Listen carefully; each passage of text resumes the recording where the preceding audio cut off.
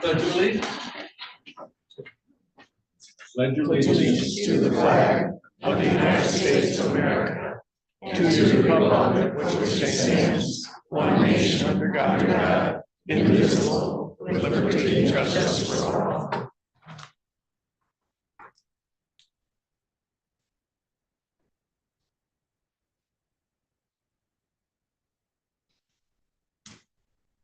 Thank you.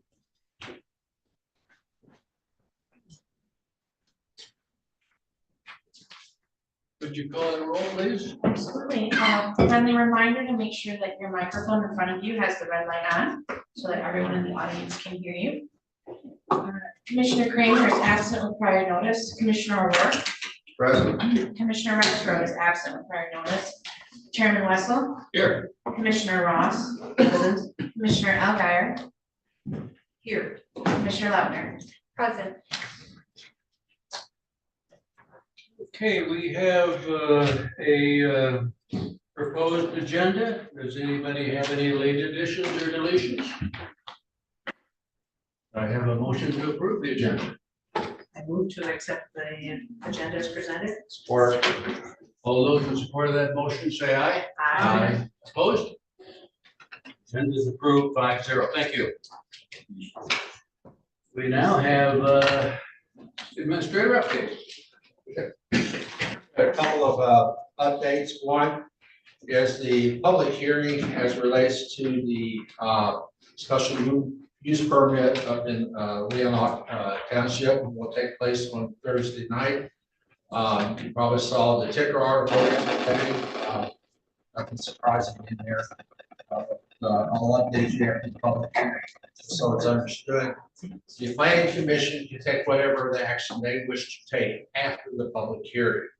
So I don't know what their decision will be and how they want to proceed. They do have to do a findings of fact as relates to whether they're going to approve or not approve, or they can ask for more information. But the big key issue was to have the public hearing. So that requirement of the law has been completed.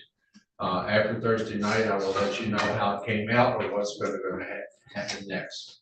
The facade RFP is still in process. Our consultant, our engineering consultant, is still working on that. His goal is to hopefully by the next couple of weeks to have that RFP out and then have it back to you so we can make some decisions sometime in July, or probably most likely be in August, because we're not going to rush on trying to get that out there until we get plenty of vendors to reply to that.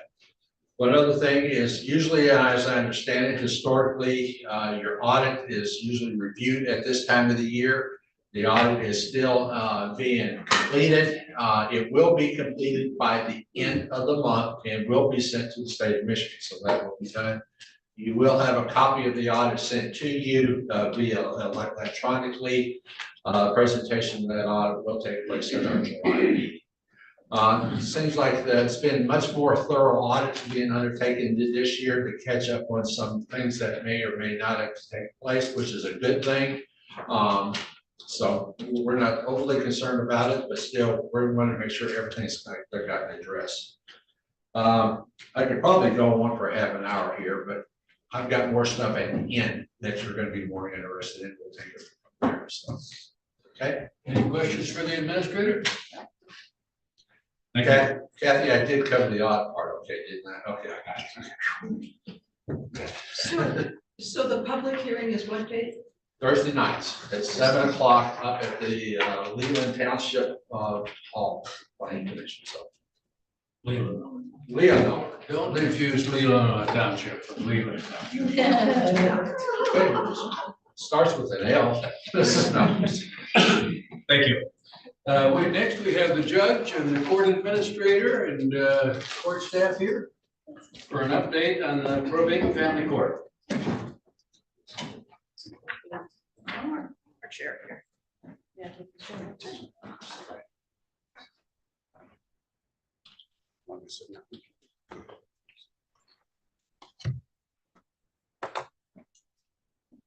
Thank you for being here. Thanks for having us. It's a work day. We're here. Good morning, everyone. I'm Judge Kromkowski. Cameron Clark, our family court administrator, Chris Mattis, our probate register. They're going to give you some more details as to, their parts of the office. But I'm proud to say that the state of the court is strong. 9 great employees. We're doing well, keeping up with the workflow.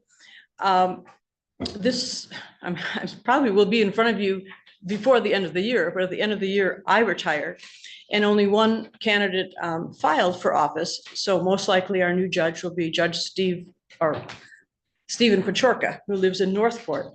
So one of the things that I'm going to comment on is what he will most likely be working on is starting more than a year ago, Attorney General established elder abuse task force that did a lot of study and had listening sessions throughout the state. And there are a number of bills pending in Lansing, still being worked on, but potentially there could be some changes to probate law that would limit the number of guardianships or conservatorships a public entity could have. So a professional guardian can't have 100 people to keep track of, to limit that number. There is a right to an attorney at certain proceedings in probate court, but the bills would allow for attorneys to be appointed in all proceedings if a person can't afford to hire their own attorney. And most guardians, conservators, and guardians ad litem already continue to go to trainings and conferences, but there will be a requirement for continuing legal education. So with that, and we have 9 employees. Maybe I'll go to Chris first, because she's our probate register, and give us a little bit of an update as to how your end of the office is. I'm very happy with it, but you tell them. Good morning. Tell them what's going on. So we've been pretty busy. It's just Sage, our deputy probate register, and myself that run the probate court. We do not have clerks, which a lot of people don't realize that. It's just the 2 of us. Total new cases this year have been 78 thus far, but you can add another 5 to that since Friday. We've been extremely busy with a lot of petitions coming in. We handled decedents estates, but a lot of people don't realize some of the other matters that we handle. We handle guardianships of minors or incapacitated individuals, those with developmental disabilities, but also we have conservatorships and protective orders. So we actually have had quite a few protective orders in the past couple of weeks. That would be to protect assets or an asset of an individual who's vulnerable. And we also do involuntary mental health treatment. Those are also emergencies.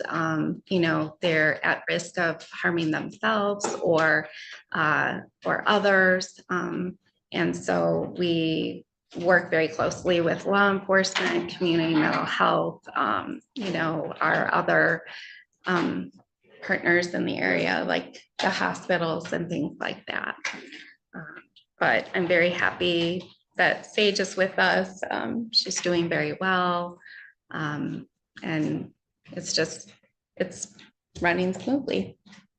So I don't know if you want me to add anything else. It's just ironic. It doesn't always happen, but often the emergency petitions come in at 4:40.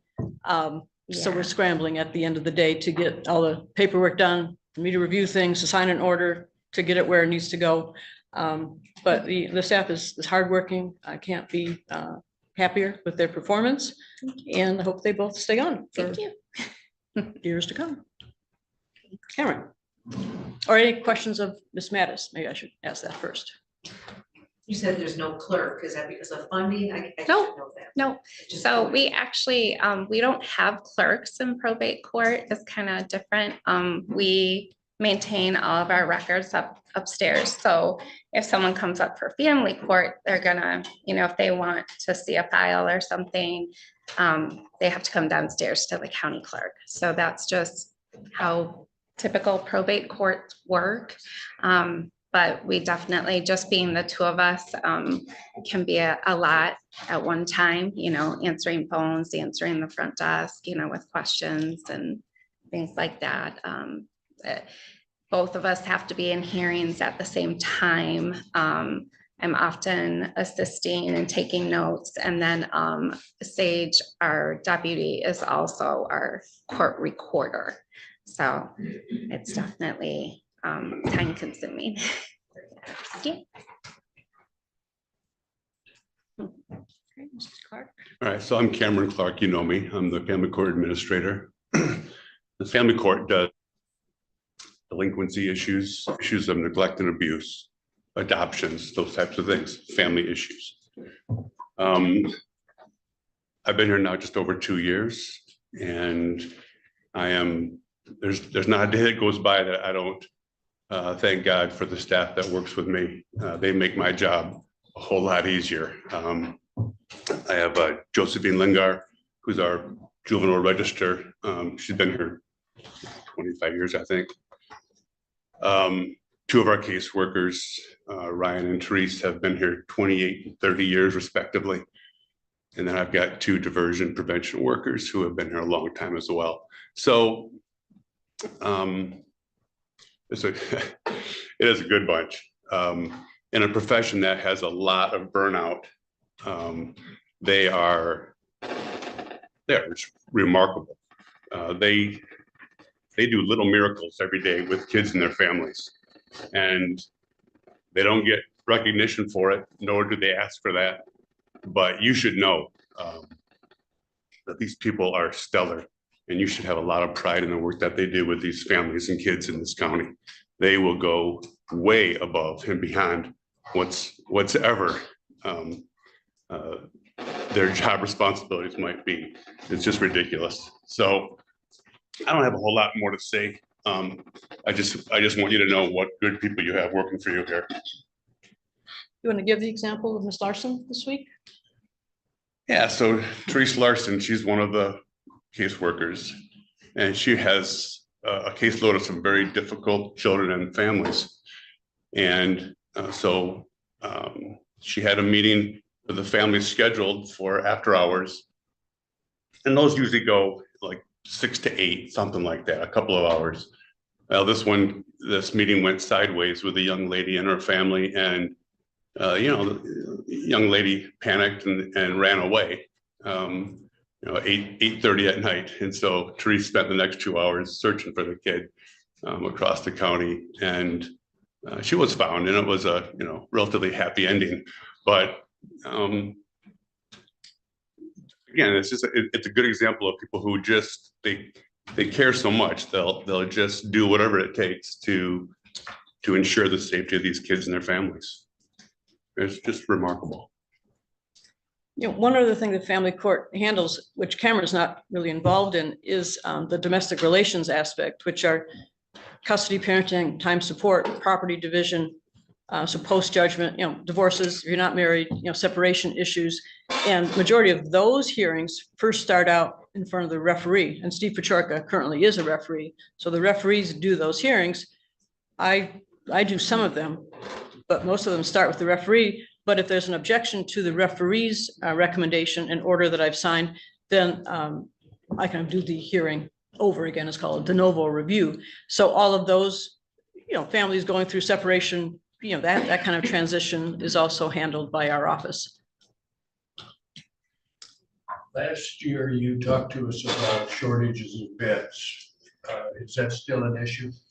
Yeah, there's just nowhere to put youth in the state of Michigan. We recently had one of our probationers went from, just a typical story, went from Eagle Village to the Sioux Tribe Detention Facility, to Youth Opportunities, which is another facility, to Indiana, a facility in Indiana, and then currently in Ottawa County.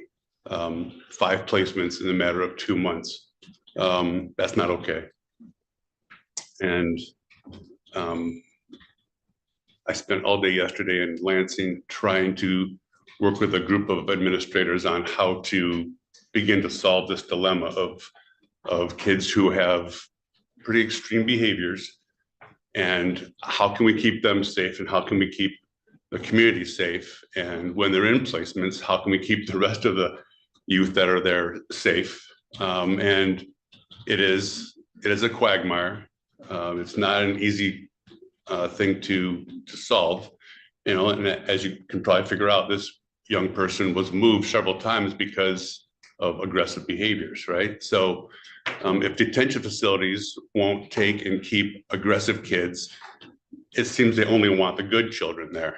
And we don't typically place kids who don't have issues, right? So we don't know where he'll be next. I just wait for the phone to ring and they'll say, you need to get him out of here by tomorrow. You know, that's the real world that we live in right now. So, yeah, it's not all better. Questions for Cameron or the judge? Yes, Quinn. So the good news is you have excellent people who have been with you a long time. Are you worried, do they have retirement dates coming up? 30 years. I don't care as long as it's after me. No, Yeah, I mean, they're, There they you go. know, no one has, They're only 45. yeah, no one has given us any notice of that, but Teresa's been here for 30 years now, right? And so, she started when she was 10, so. Yeah. She's Yeah, seriously. She's okay. Yeah, but yeah, they're you still know, young. after a bad day, you think about it. Well, one other thing about the family court, once again, most people don't know, is that, you know, Teresa's been with us a long time. So she's worked with girls who are now young women who are no longer part of the court system. And she's kept in contact with the young women, just as John and Ryan do. You know, they run into the community, but Teresa called together some of the prior girls who are now women who live in the community and asked them if they would be willing to meet with her current girls. So they agreed, and the girls who are on probation, you know, they said yes. So they've met a couple times, and you know, Teresa, you know, it works very well with youth, but those interactions, those conversations between a young woman who has kind of been through the system, has had those hard times, you know, talking to the other young girls, you know, have gone really, That's powerful. really well. So it's, yeah. For a 15-year-old young lady who's going through a difficult time, maybe in a dysfunctional situation at home, for her to be able to talk to an older person who was in a similar situation as a teenager and has come out the other end and has been successful, maybe running a business here in the county, that is a powerful message and mostly what our kids need is messages of hope and resiliency. And it is a sight to behold, watch those interactions. I want to thank you guys for what you do. It's hard work, but it's hard work. So thank you. Yeah, we're into it. You shared with me in an email, and I think you should share it with this room, about the difference between 2000, the late 2000s, with, you said 15 delinquent youth were being placed outside of their homes, and now you're down to like 1. That's, and one's odd. It's unusual to have one. yeah. So, and that's based on your incredible support system that you've built here. Yeah, but you know, Melinda was part of this, you know, going back, I'm sorry, Commissioner Lauder. She was part of this when Leona County made a decision to begin to front end load the system, that is not waiting until cases are so severe that they require out-of-home placement, that you invested in our diversion program years ago. And it is paying dividends every day, because we're getting to these young people at an earlier point in their lives where we can really make inroads. And that is incredibly important. And, you know, if you look at budgets of 15 years ago, they are back end loaded. It is all about expenses for placements, you know, and part of that's judicial philosophy. But part of it is that, you know, your budget reflects your priorities, right? And the budget that you'll see later on today is just a flip-flop of that. It is completely a reverse of what was 15 years ago. You know, we are continuing to front end load the system so that we don't have the expenses in the back end. We were waiting for those metrics. Yeah, right. Yeah, and it probably took time, right, for that for that to happen. But you know, working with a 10-year-old pays more dividends than a 17-year-old, right? It's just so much harder 7 years later to try to make inroads. Yeah. Any more questions for Chris or Cameron or the judge? Just a comment, go green. Go green. Ah! Maize and blue, maize and blue. Oh, wait, never mind. And I always have to say, I grew up in South Bend. So my family is kind of, my husband went to U of M, but the rest of my family, a lot of them went to Notre Dame. So that's kind of green, blue, gold, all different colors for Notre Dame. So all the good teams in the Midwest. Thanks. You got an Iowa too. Thanks, Judge. Okay. We'll see you in a few minutes. All right.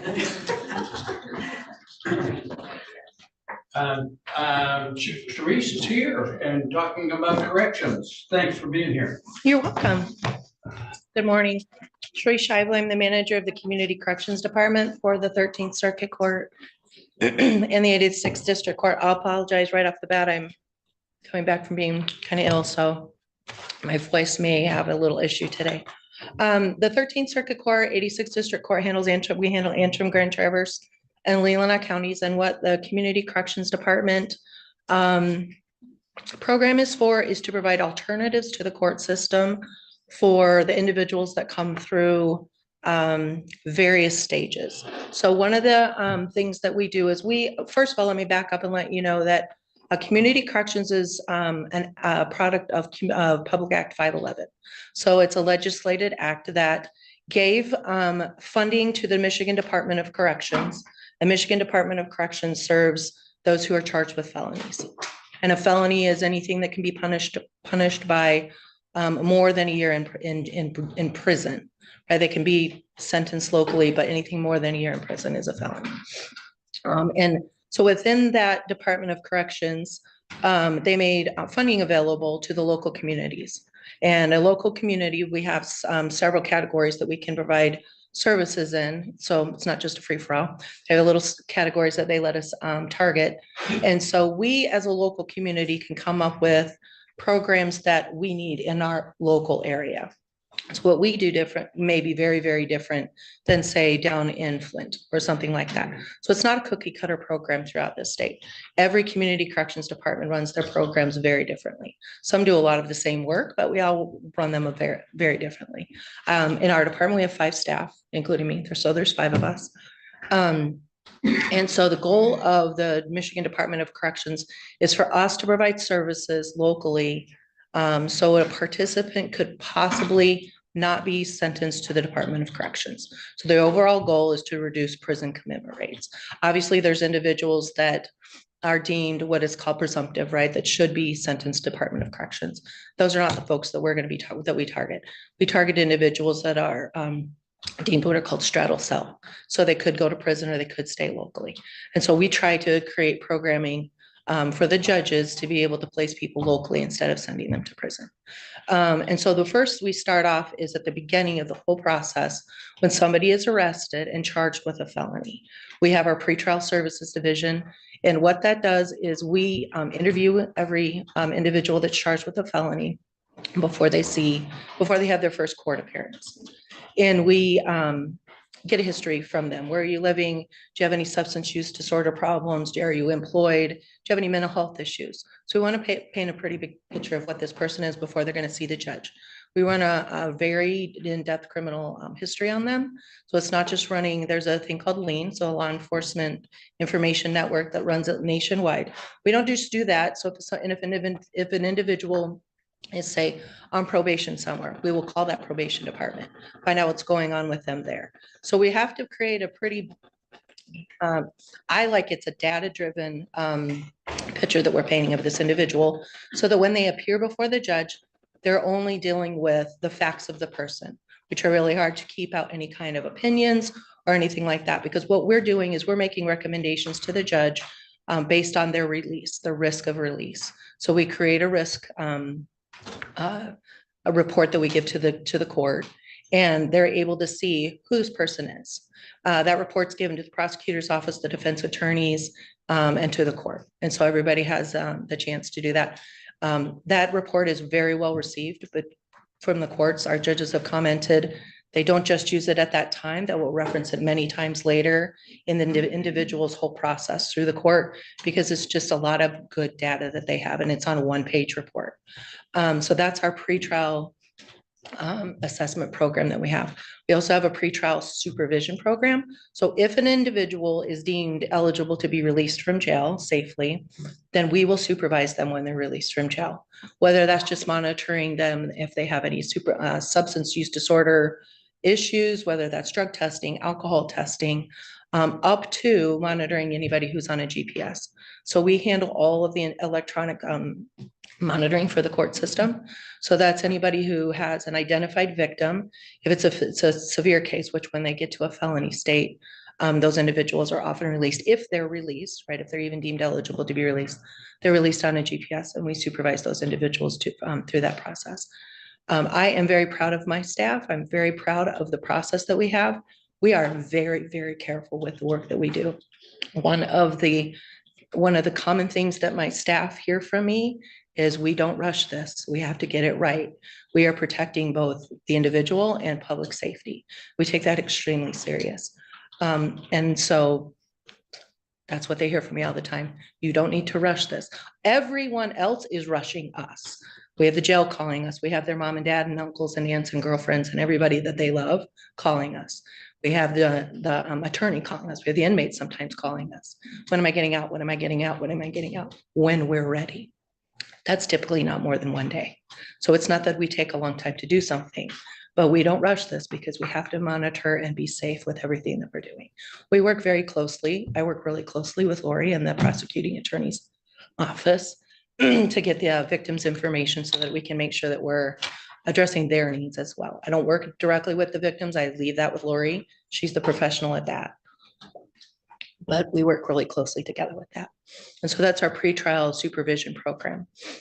The other program that we run is our jail alternative program. That we do for both the district court and the circuit court. So if an individual is sentenced to jail, so that's our goal, right, to keep them locally. The judges, if they deem them eligible, we can go in after they've served a portion of their jail sentence. For a felon, they have to serve at least half of their jail sentence. And for a misdemeanor, they have to serve at least a sixth of their sentence, a sixth to a third of their sentence, depending on what the circumstances of their case are. And we go in, we interview the individual. Again, we do a pretty good assessment with them. And what we're trying to determine is what you need.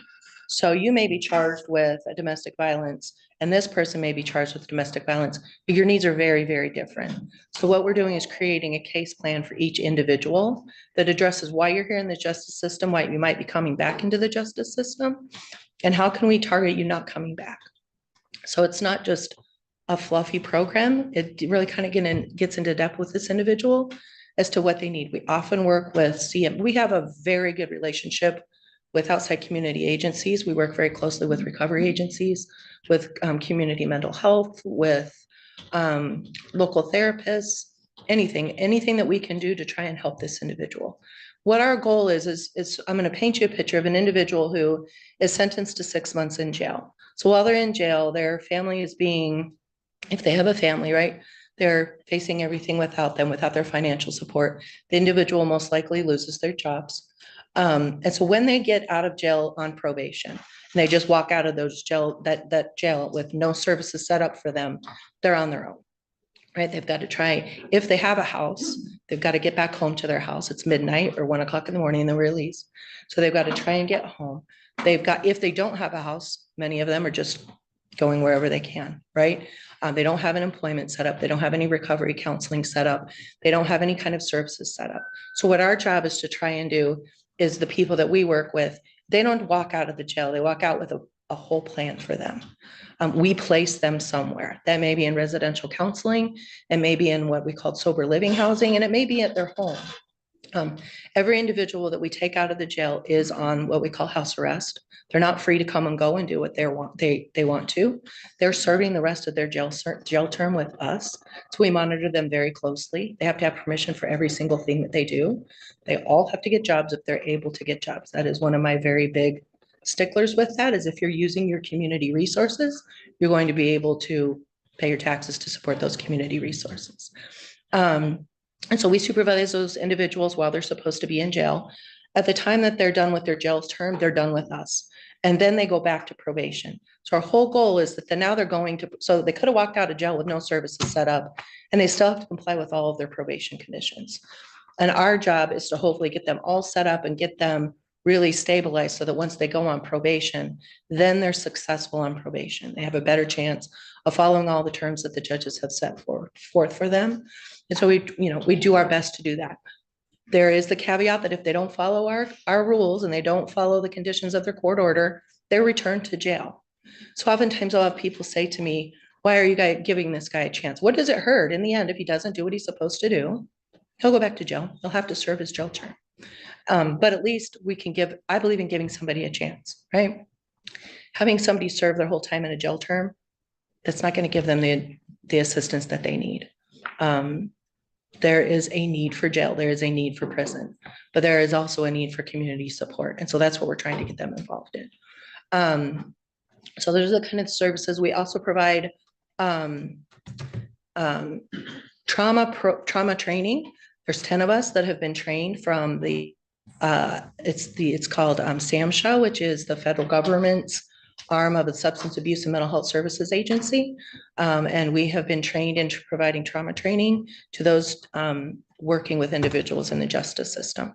So it's letting somebody who is in the prosecutor's office or working in the court system understand that this person who's in front of you may be behaving because of XYZ. It's not that we have to start treating them right. It's how we react to them.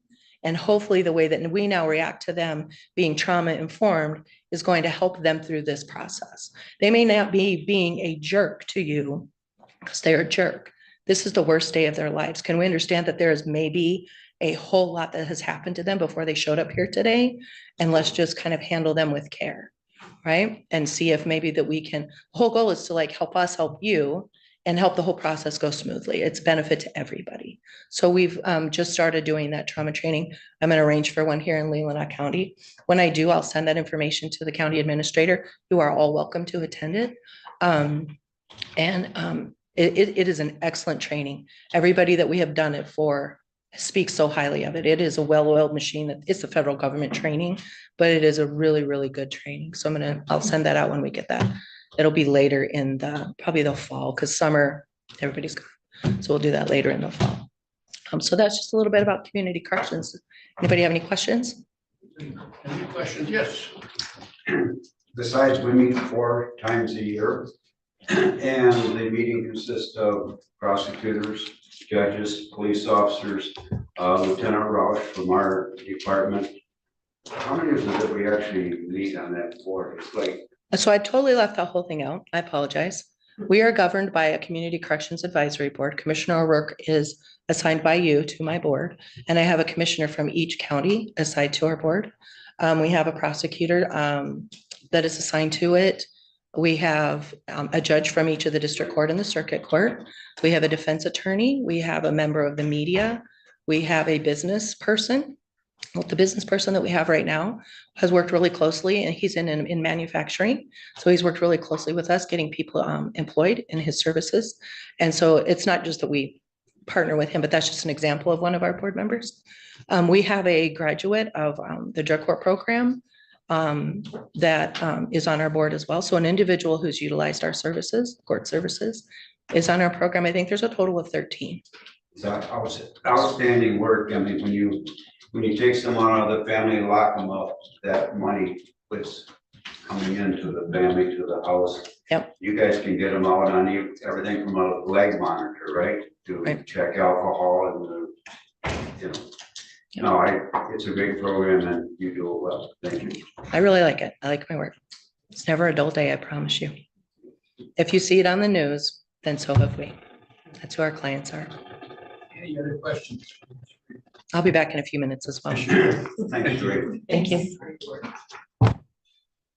We now have John Wiley with the base program. John's an attorney. Yes. Thanks for coming. Yeah, thanks for having me. So I just want to talk a little bit about the Leelanau County PACE program. It's a little bit of a unique program. It was originally adopted in 2015. I believe Chairperson, you were on the board, and Commissioner Lautner. So I do have a short presentation, but so it was adopted in 2015 with a unique caveat in it that was unique to this program, that it would sunset after 5 years. Unfortunately, 5 years from 2015 was 2020, and there was not a lot going on in terms of PACE. So the program lapsed.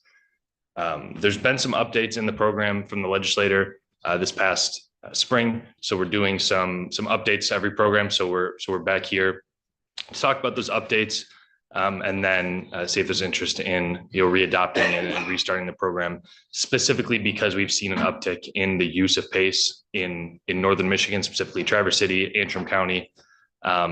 There's been adoption of programs in Benzie County and Charlevoix County. So there's been an uptick in use. Developers are getting comfortable using it and want to use it. So we want to make sure that if they want to do work in Leelanau County, that PACE is an option for them. So I'll give you a quick presentation on PACE. If we can start going on to the next slide. So PACE is a state statute enacted back in 2010, and it enables individual units of government to enact PACE programs. So we work mostly with counties, but also with townships and cities. You can see the map there, the counties that we work with, and there's some smaller dots in there. You might not be able to see that well, that are individual cities and townships. It's 59 counties. And it represents over 75% of the population. So the majority of Michigan and the majority of the population of Michigan have PACE in their districts. We can go to the next slide. So essentially, PACE was started as a way to solve a problem. And the problem being, how do we get property owners to make upgrades to their buildings that upgrade the energy efficiency and the use of the building while saving that property owner money on utility bills. The problem being, those upgrades are really expensive upfront, and traditional financing might not be long enough in order for them to reap the benefits of the savings. So if you go to the next slide, then we'll see where PACE comes in as the solution. So PACE financing allows a private financing group, a bank or a lender, to finance these energy efficiency upgrades, utilizing the security interest of a tax assessment or special assessment on the property, which allows the loan to be paid back over a long period of time. When you can stretch the loan out over a long period of time, it allows the property owner to realize the benefits and help them repay the loan. So if you take out $1 million loan to make HVAC upgrades or some upgrade to your building, and it lasts 20 years, you only need to save $50,000 a year in heating and cooling and lighting costs to pay back that loan with no loss at the end. And with a lot of these upgrades, it's not tough to save that much money over a year period. Next slide, please.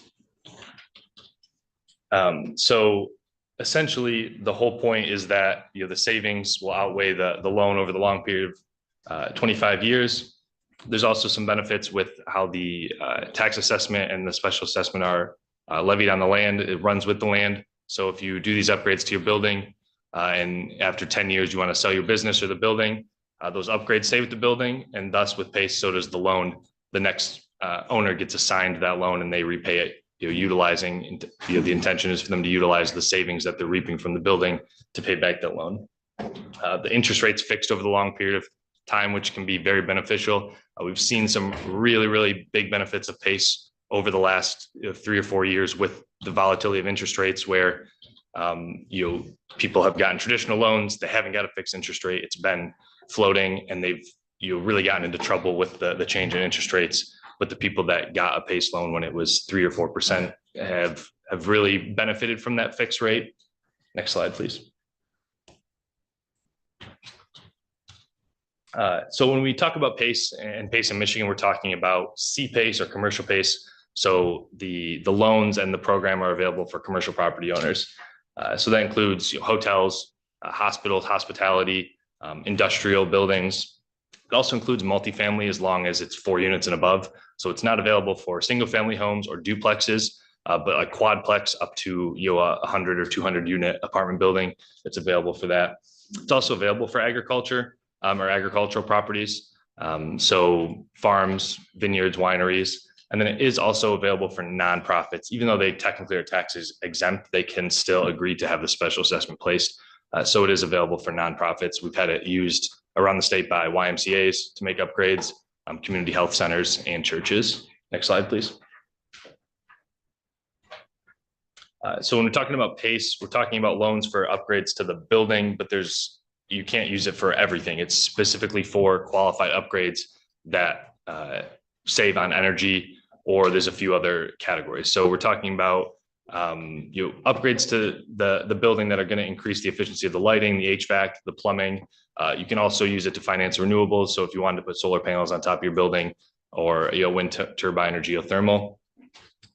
You can also use it now for environmental mitigation. So if you buy an old building and there's a bunch of lead paint, lead pipes, you can use space to help finance some of the remediation of that, as well as some resiliency features.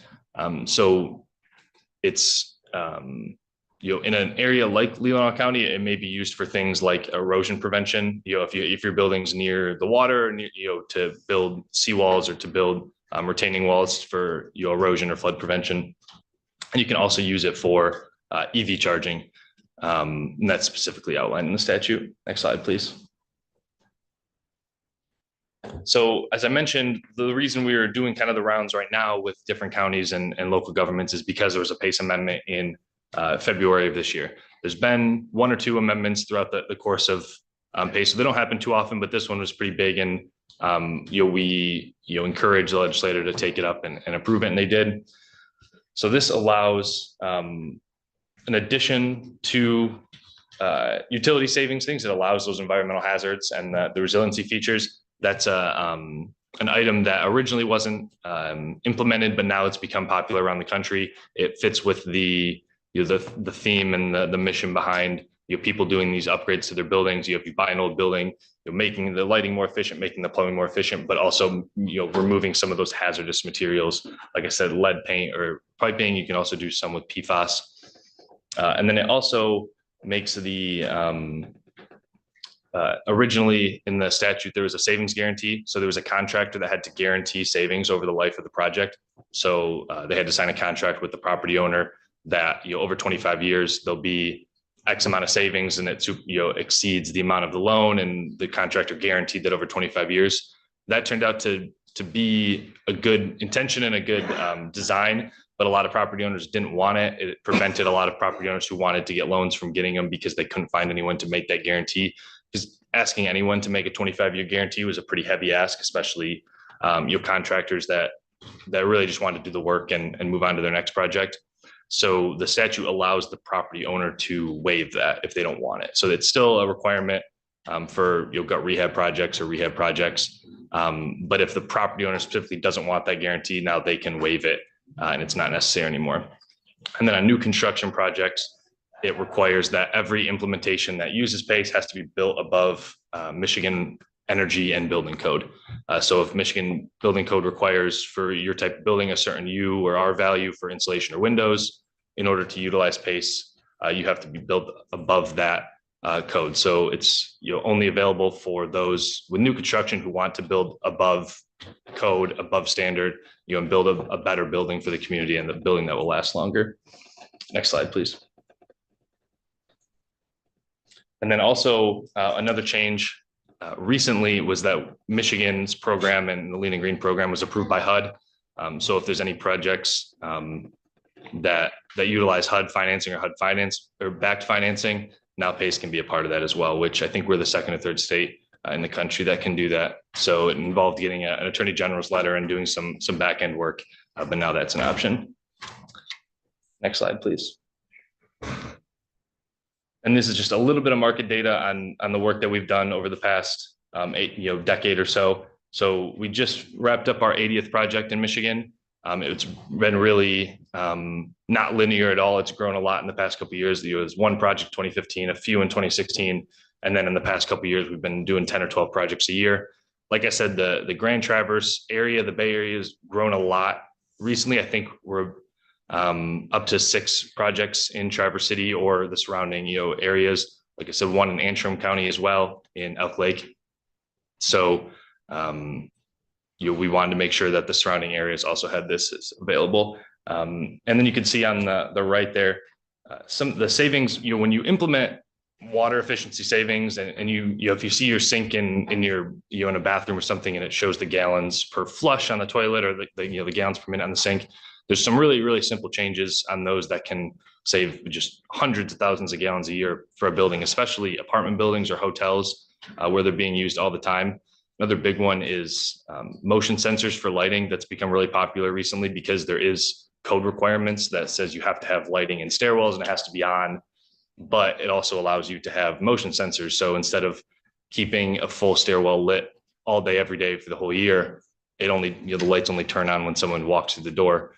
So you can see it here, the amount of savings and money saved. Those aren't huge changes. These aren't like, passive houses or anything that are extremely energy efficient. These are pretty simple changes, but if you change one sink in a hotel and there's 150 rooms over 25 years, it's going to be massive savings. So I think that's it for the presentation.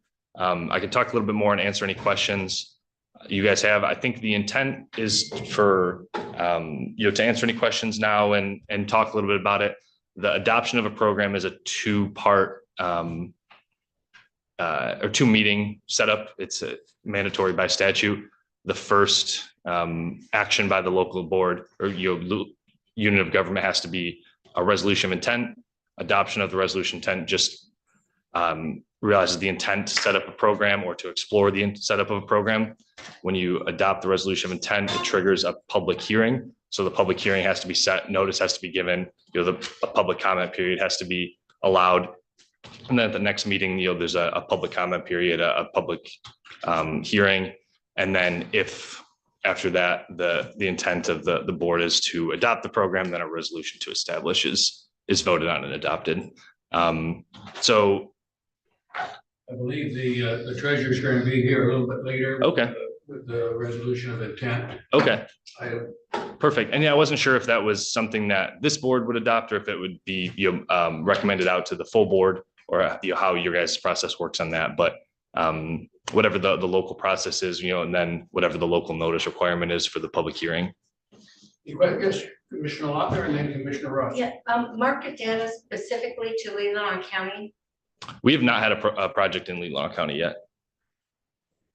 Yeah. With these new changes, do you think it's likely that we will get some interest in that? There's I think the change being the waiver of the savings guarantee helps with smaller to mid-sized projects, especially when you're working with local developers and local contractors. That 25-year guarantee was really not a popular thing for the people doing the work and finding someone to be on the hook for 25 years. So the hope is that getting rid of that will increase the amount of smaller and local projects outside of large developers. Single family homes. No, and that's a totally different law that would have to be passed by the legislator. It's a kind of a whole different program. So yeah, we just have CPACE in Michigan. Our PACE is. So it's very same requirements or the high level of energy efficiency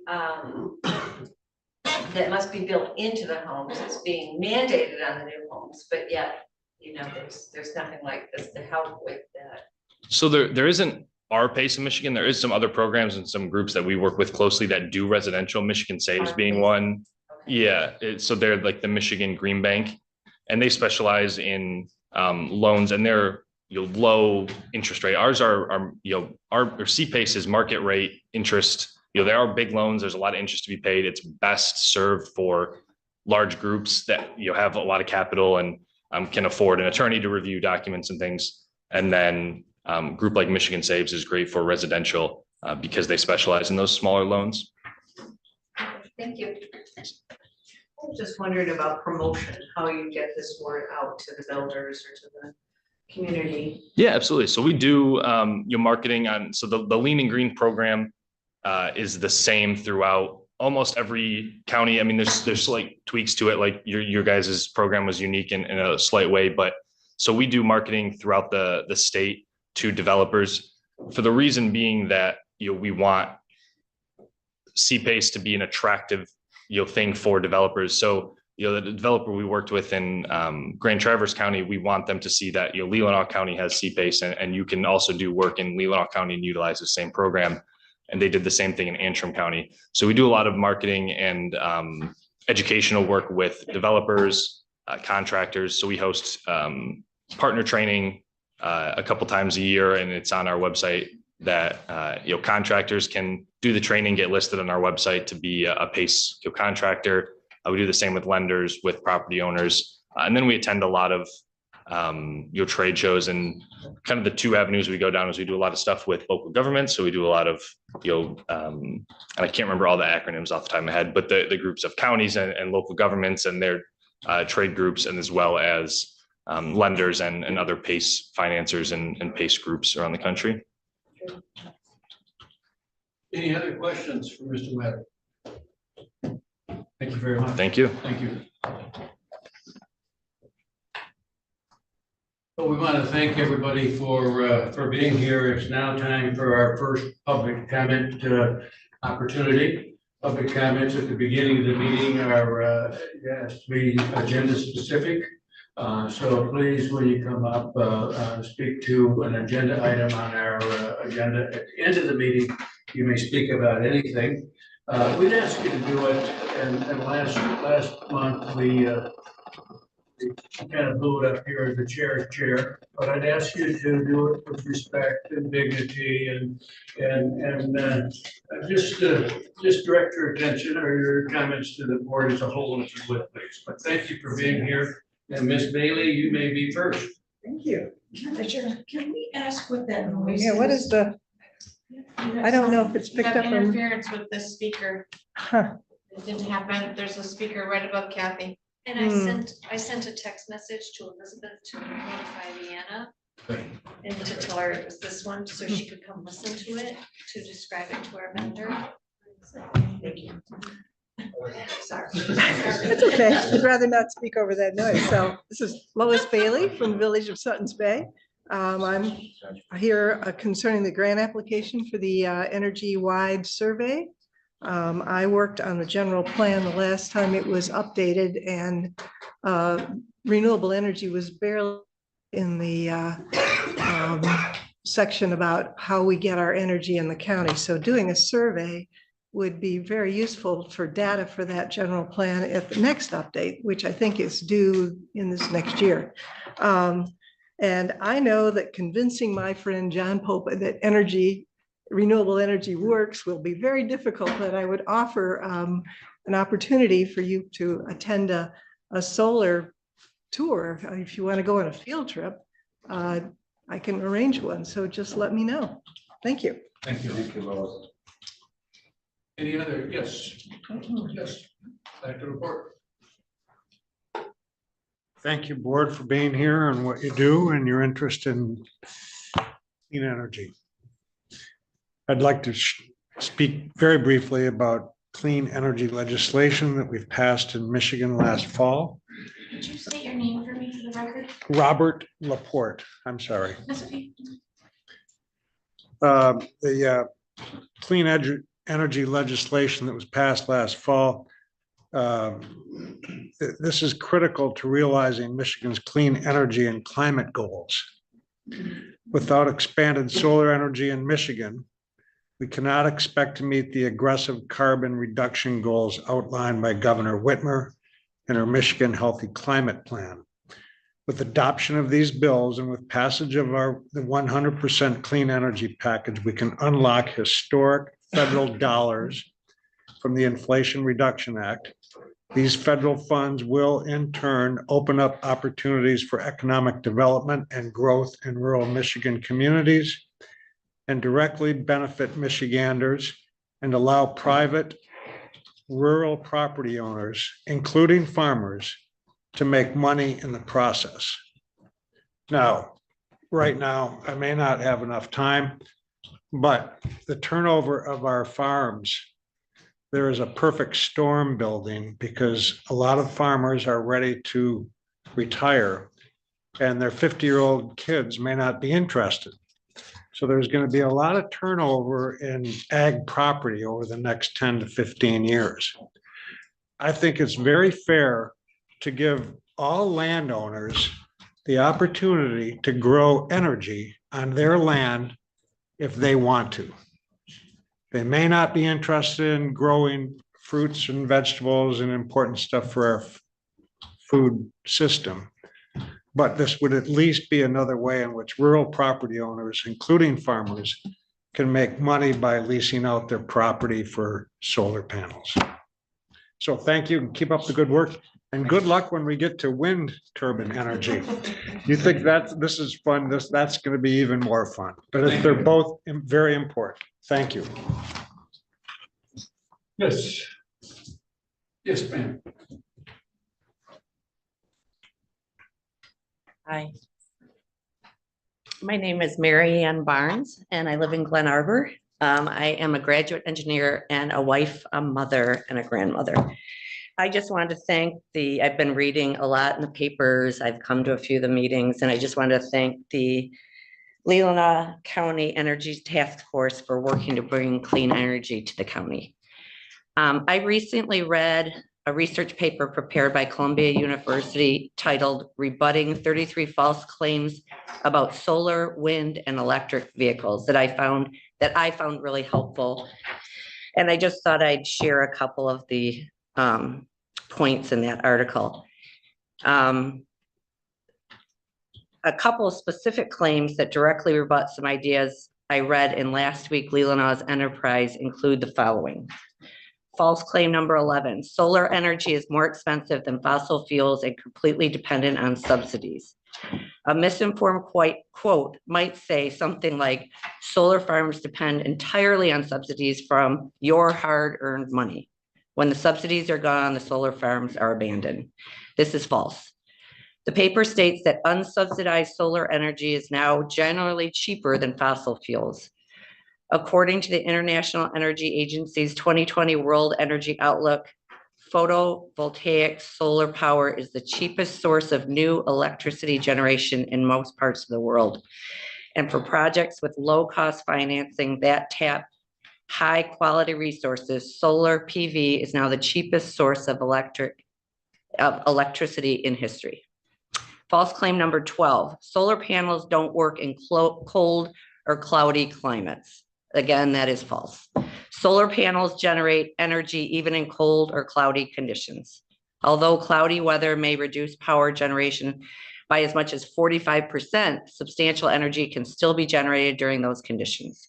Cold temperatures, however, do not reduce output at all and actually increase solar panel efficiency by increasing voltage.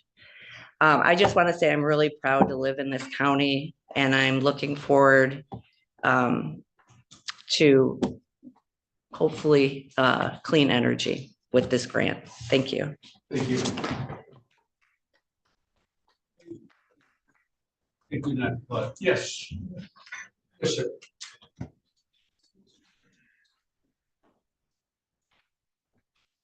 Jim Colberstead, Leland Township. This is regarding line 7 on the agenda. Pardon? Line 7, this is the comment. Thank you. Thank you for confirming that Dominion voting systems we have here are and have been connected to the internet. Why would a small county want to put online their election vote totals, especially in a presidential count, to alert in advance which candidates are in the lead and by how much? With that advanced knowledge and with the facts and truth shown that Homeland Security's Cyber Infrastructure Security Agency, along with the NGO, the Center Cyber Internet Security, with their Elbert sensors connected to all county servers, working along with our internet security provider, provides consistent updates running totals on election votes. This internet traffic provides nefarious cyber hackers the detailed data they need not only to alter election outcomes, but to change the course of nations. This is not theory or conjecture. It is all well-documented fact from independent cyber scientists, CIA chief senior cyber security officer court documents, CIA analyst court documents and declarations, the Center of Internet Security advertisements themselves on Albert Centers, government whistleblowers, the director of Cyber Infrastructure Security Agency, Jen Easterly, in her national statement to the United States of America in January of this year, when she issued a high cyber alert to the American public. Although the exact amount of cyber intrusions and manipulations have yet to be officially investigated, since smaller counties like our own finish their own election tabulations much quicker than larger counties do, why in the world would we want to telegraph to nefarious organizations in advance who have deeper unused voter rolls to draw from and a lot more time to determine a winner, the exact number of fraudulent votes they would need to generate in order to hijack a national election? Just the idea of telegraphing that information reeks of guaranteed corruption and is a threat to America. Its action is traitorous and disenfranchises my vote in allowing this procedure. Thank you. Thank you. Please do not apply, whether you agree or disagree, we ask you to not do that. Any other public comments? Yes. It's so fun being here and listening to all the wonderful things that happen in Leelanau County. Dana Getzinger, Elmwood Township. So I'm here talking today. I was just going to talk about 14A, but after I heard number 3 about the probate family court, being a retired kindergarten teacher, I couldn't help but be so proud of our court and the work they're doing. And I hope we pass the child care fund budget. And diversion, I just want to say diversion begins in early childhood. And I looked up that form trauma-informed practice in the state of Michigan. And ACEs is one of the things that this is founded on. And I hope all of our lawmakers and people involved with the court become students of ACEs. And then the other reason I'm here is for the grant. I'm so proud that the task force would apply for grants, bringing our tax dollars home to our county to provide information to move us forward in green energy. Thank you so much. Thank you. Thanks, man. Other public comment? One more thing to my commissioner, Mr. Bork. I know you don't like solar because you think it's ugly, but think about when they were putting in electric poles the first time and wires. People thought that was horrible too. And we learned to live with it. So please think about Cherry Land Republic and the solar fields they have here that work just fine. Thank you. Thanks for the personal things. I knew you'd like that. Thank you. Any other public comment? Yes, sir.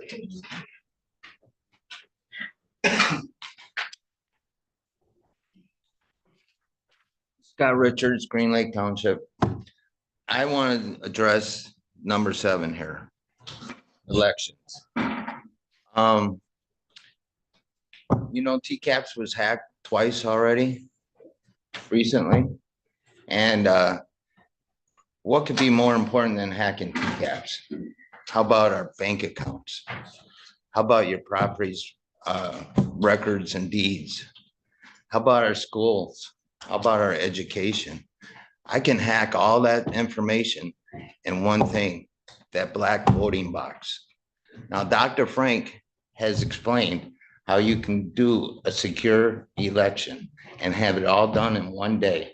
And I ask you, please look up Dr. Frank's presentation on voting, because I don't want anything hacked. Not my bank account, not my car. I don't want to be told to drive an electric car, and you could do all this through one voting box. So Thank you. Any other public comment? Bill?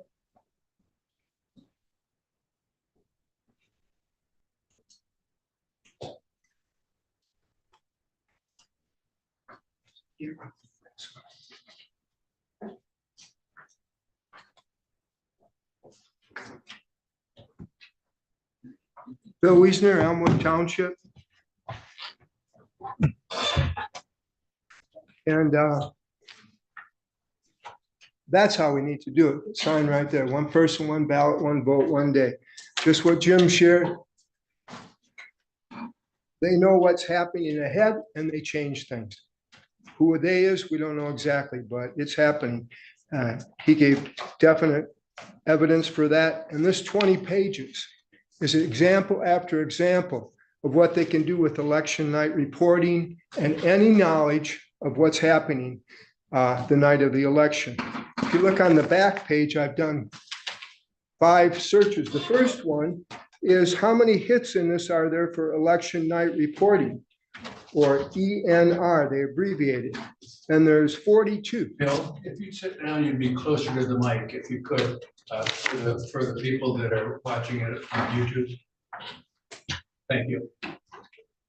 So there's 42 examples. This should be online too, in the notes. So anyone can go there and see these 20 pages of evidence. The number of Americans who believe Biden did not legitimately win the 2020 election has grown to 62%, with another 6% who say they don't know if he won or not. So that's 68% questioning because of these machines. And all the hot links will be online too, if you look at it there. And it's on page 2, it's a centralization of the election system architecture. That's our problem. And they talk about the F curves. And you'll see that in the charts here. Election night reporting, or ENR, broadcast on election night is not a report of real tallies, but a tool to shape perceptions about election results. People are afraid to speak up because fear of the media. Oh, it's not that way. It's not that way. It is that way. This is full of examples of that. And there are several places to find this data, this election night recording data. All secretaries of states report results on their websites, and some counties join in reporting efforts. But the real powerhouse in election night reporting comes from a foreign-owned, Spain-based company called Cital.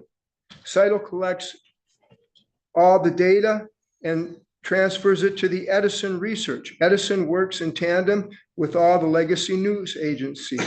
So it goes on and on. I only got 10 seconds left, but I'll continue this for the 5 minutes at the end. This is full of information, evidence for election fraud. Thank you. Thank you, Bill. And I emailed it to all of you too. The prosecutor. Any other public comment? I want to thank you for coming, and we'll be here to listen to you at the end of the meeting as well. Any commissioner comment? Yes, Commissioner Roy. Well, about getting hacked, I got a letter last week from not from my credit union, but from one of the companies that audits their income tax, the IRS payments, and said you have been hacked. They have your birthday, social security number, all that information, and you were hacked December of 2023. So they notified me 6 months later that all my information is out there. And of course, they give you steps to go through to sign up for this and that, the credit union, but 6 months it took to notify me. And that's from one of our local credit unions. So everybody should check it. Thank you. Well, we're now down to our action item, and the first one, Teresa's back, and on page 15 of your board packet, there is a resolution for the grant application.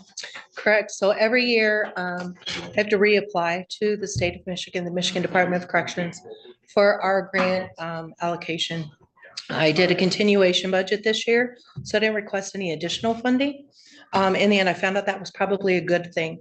State of Michigan, I requested $321,000. State of Michigan has approximately $13 to $14 million. And there's been over $17 million of requests. And I have been told I'm only one of 2 counties that didn't request an increase.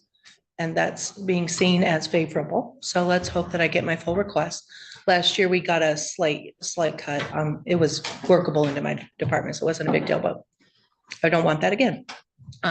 So I am required to come before each county. So these are your programs. That's why you have commissioner on our board, and get your support for submission of my grant application. It's interesting. I already submitted this grant application back in April. This is normal and common that then they give us 2 to 3 months for us to appear before every county that we have to come before to get your support for it. In the end, I just have to provide them the resolutions that you have before you for approval. This is a resolution, but it'll be forwarded next week for official vote. So do I have a motion? Commissioner Lautner?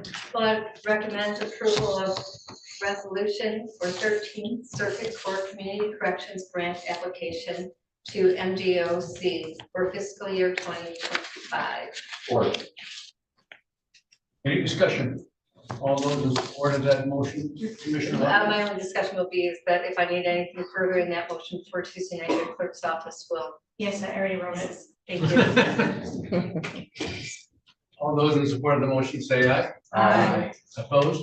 Motion approved 5-0. Thank you, Teresa. when housekeeping, you have April the 11th, you're gonna want to put down June, not April, June 18th, that's what I'll officially do. Okay, I'll put that on. Change the date. All right, thank you for letting me know that. Thank you. Now we have some good news from Dennis Smoot, who's here back with us to talk about our workers' comp. Thank you for waiting so long to be here, Dennis.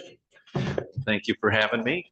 I reflect on the number of years I've been in front of the various commissioners and the board, and I appreciate the time afforded. It's not the most romantic thing to talk about workers' comp, but we do have some very good news. So I normally start with a little bit of a reminder about how rates are promulgated in the world of workers' compensation. Work comp is the one, it's statutorily required that all employers in the state of Michigan have a workers' compensation policy for its employees. The benefit for that is it provides a wage loss benefit to an injured employee, as well as 100% medical paid. So there's nothing incurred by an injured employee. As its functionality of protecting employees, there is a component of a workers' compensation policy that is unlike any other policy that's sold in the state. And that is this. For every dollar a workers' compensation carrier pays on behalf of an injured employee, whether that's wage loss and or medical, that payment is sent, and I'm going to say this loosely, to the state of Michigan, and the state of Michigan tracks that activity. So it measures your utilization of dollars that are paid out for a claim. And so what the state does is it compares every employer in the state of Michigan against one another, and they track what is called your experience modification factor, your experience mod, and it's a measure of your utilization. The thing that is in that promulgation of the premium are manual rates. So in our case, the accident fund files with the state insurance commissioner what their rates are for the year, or it takes 3 months perhaps, then they could change it throughout the year. You got filed rates. Basically what we do as employers is we say, what is my estimated payroll? Your payrolls are projected internally here, and it's a per $100 rate. So loosely, a police officer might be $5. For every $100 that you pay, $5 will go to the work comp carrier manually. Clericals, 30 cents. And so it's inherent by the exposure. But after that promulgation of manual premium here's what every employer does, and it's mandated by the state, is you multiply your manual rate by your experience mod. It compares you against everyone. 1.0 is average. So multiplied by 1, you pay the manual rate. Last year, your experience mod was 0.88. So you received a 12% credit for your experience. Your experience mod is a reflection of a 3-year window, and there's a 1-year lag to the current year. So 2024 experience mod is a reflection of not 2023, but the 3 years prior ahead of that, 2022, 2021, and 2020. And basically it's measuring that. And so you can see here that your 2024 mod is a 0.66, and that's as good as it gets. And so as I've talked about this over the probably 15, 20 years I've been in front of you, and I've had the pleasure to do that, is your mod is a badge of honor for you guys. And historically, you have almost never went above 1. And so you want this. And it's this comparative, well, there's other employers out there, other county, their mod's 1.57 perhaps. They're paying 57% more than the average. And so that's providing these huge swings. But, just to get down to the nuts and bolts of this thing is when you're seeing a $10,000 decrease, this is because of you, your safety, all of that good stuff that is, that you guys do behind the scenes. So, hats off to you. One of the things I do want to remind you as well is that you're part of what's the accident fund is this infinity group. It's municipalities. And so those that are all housed at the accident fund, you have a potential to get back, and it's dependent on the size of the pool, so to speak. But right now it's currently at 15%. So you have that potential to get back 15% of your premium. Historically, over the last 8 years, I would say you kind of really almost always nail right around that 8 to 12%, almost right around that 10%. So you normally about a $5,000 check or so that comes back to you guys as well as that dividend. Any questions? Yes. 0.66 is the minimum that they will allow, or? So no, not necessarily. So an experience mod is developed by what is the employer's payroll. Okay. Well, take a look at the size of your payroll. I mean, there's an employer out there with 2 employees that might have $50,000 in payroll, right? So the larger your payroll, the potential to have a lower experience mod. There's some buffers that go in behind the scene. What I'm trying to reflect and to tell you guys is that with the size of this payroll that you guys have as good as experience mod as there is. The only way to get a lower mod is to have twice the payroll, be a larger county that has, so it's that reflection of the actuarial study. Any other questions for Dennis? We like your news. Yeah, right. I just remember if we go next year, why did this go up by? Because of that experience mod. But again, you guys historically have had just an outstanding experience. So. You had a change in your firm's name? Yeah, so we've had a little bit of some merger and acquisition piece, and so yeah, same place, same basis. Okay. So There is a yes, Commissioner Rush. I move to recommend that the County Board of Commissioners approve the proposal for renewal of the workers' compensation insurance coverage through Accident Fund National and High Street Insurance with a premium amount of $51,178, covering the term from July 1st, 2024 to July 1st, 2025. Support. Any discussion? All those in support of that motion say aye. Aye. Opposed? Motion approved 5-0. Thank you. thank you. We now have Mr. Clark and the judge back with us on the child care fund budget for 24-25.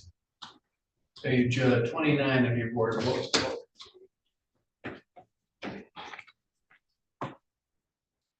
Hello again. So some of you have been doing this for a long time, and you remember that the child care fund budget is on a different fiscal year than the rest of the county's budgets. So we run an October to September fiscal year. That's why I come every year in May or June and ask for approval of this because the state wants this in early. So what you see before you is the total amount that we are asking to be appropriated for this coming October through September. There are some significant differences, though, between this budget and past budgets. And the most important one is the amount of reimbursement that the county is now receiving for services that we provide children within our community. There was legislation passed a year ago that incentivizes community-based programming. The reason for that is out-of-home placements are expensive and oftentimes not effective. In the past, both out-of-home placement expenses and community-based services were reimbursed to the county by the state at 50%. We paid $1, we got 50 cents back for those services. The new legislation is providing a 75% reimbursement to the county for all community-based services. So that includes now all 4 of your caseworkers, their salaries, their wages, their benefits. So those people are all now out of your general fund where they didn't get any reimbursement and into the child care fund where they get where the county receives 75% reimbursement for them, as well as all the programs that they run with kids now in order to keep them in their schools and in their families. And another change is that my time, half of my time now can go into the child care fund as well. So that half of my salary and benefits are now reimbursable at 75%. That's on top of the $27,000 that the county receives for the county juvenile officer grant. That also goes toward me. So the amount of reimbursement that you're receiving now is just kind of staggering, actually. We're talking hundreds of thousands of dollars now from big difference between just 2 years ago. So, and even just from last year, it's gone up dramatically. So I think, if you liked his good news about workman's comp, I got good news. This is, I think it was brilliant by the legislators to do this, to really incentivize community-based programs.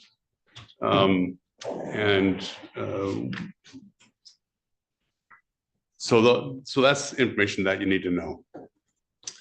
Talking earlier, though, in my presentation about, I gave an example of Therese Larson, who was, out for 5 hours last week working with a kid and family. And that's not unusual. That's occurring every day for all the caseworkers that we employ. They're on their phones, text messaging with kids all hours of the night. They don't work 8:30 to 5. They work before 8:30, trying to help families get their kids to school. They work after hours, doing family meetings, multi-systemic therapies with families, texting, phone calls with kids who are in crisis.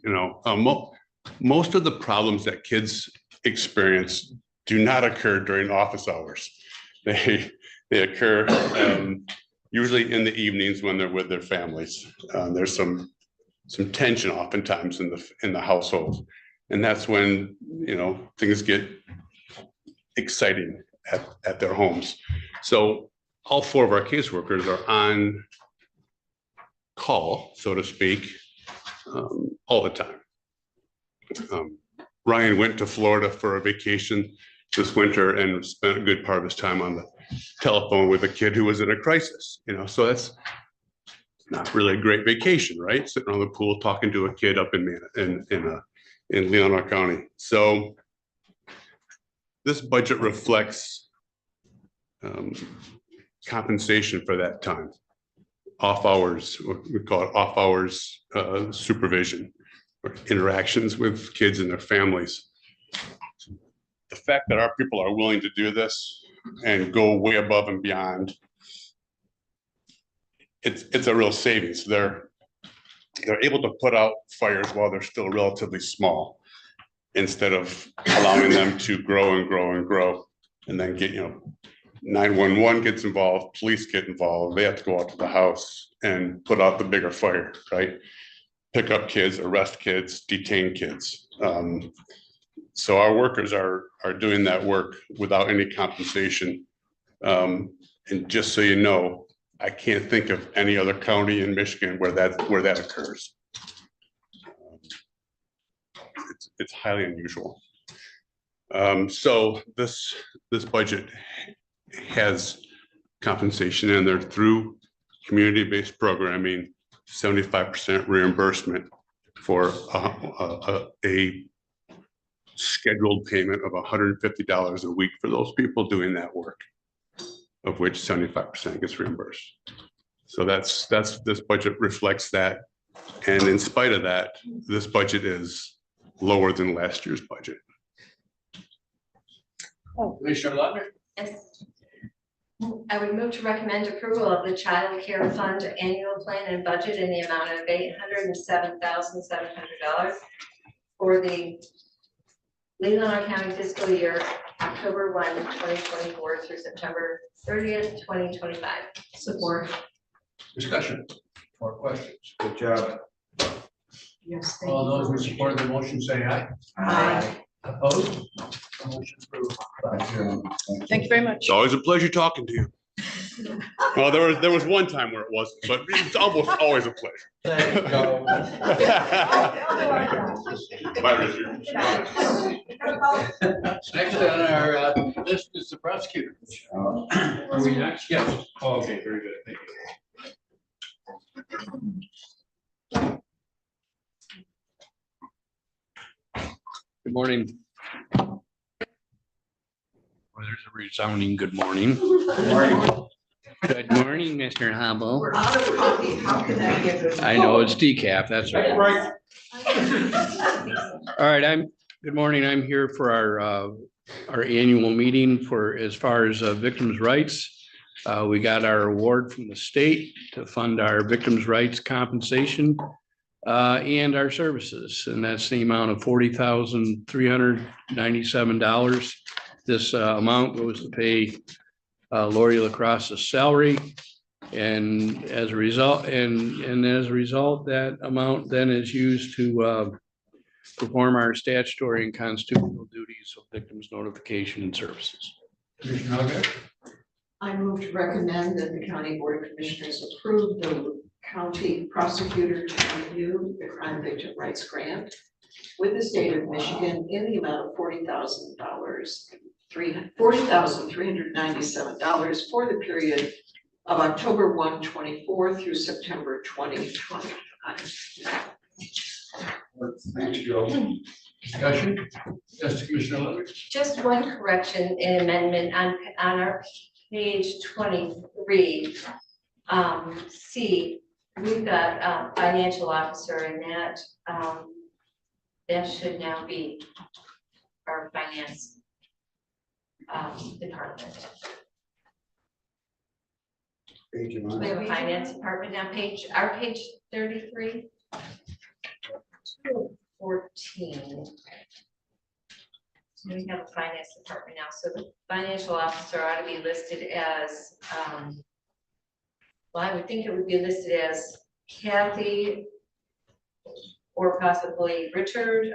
Okay, we will check that before next week. Yeah, let's have a discussion about that some other time.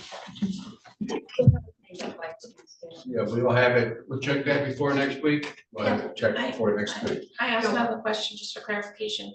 Does the grant actually end on September 20th? Or should it be September 30th? I think it's a typo. No, you're right. Thank you. Thank you, Jen. It should be 30th. Thank you for that correction. I will make that correction to Commissioner Elders. You're welcome. All those in support of the motion say aye. Aye. Motion approved 5-0. Thank you. I would like to, before we take a break, suggest that we move item number 11 up here. Chris Forsyth from Grand Traverse County is here. If that's without objection, we'll do that and then take a break. Sure, sure. Chris, thank you. Thanks for coming. Page 197.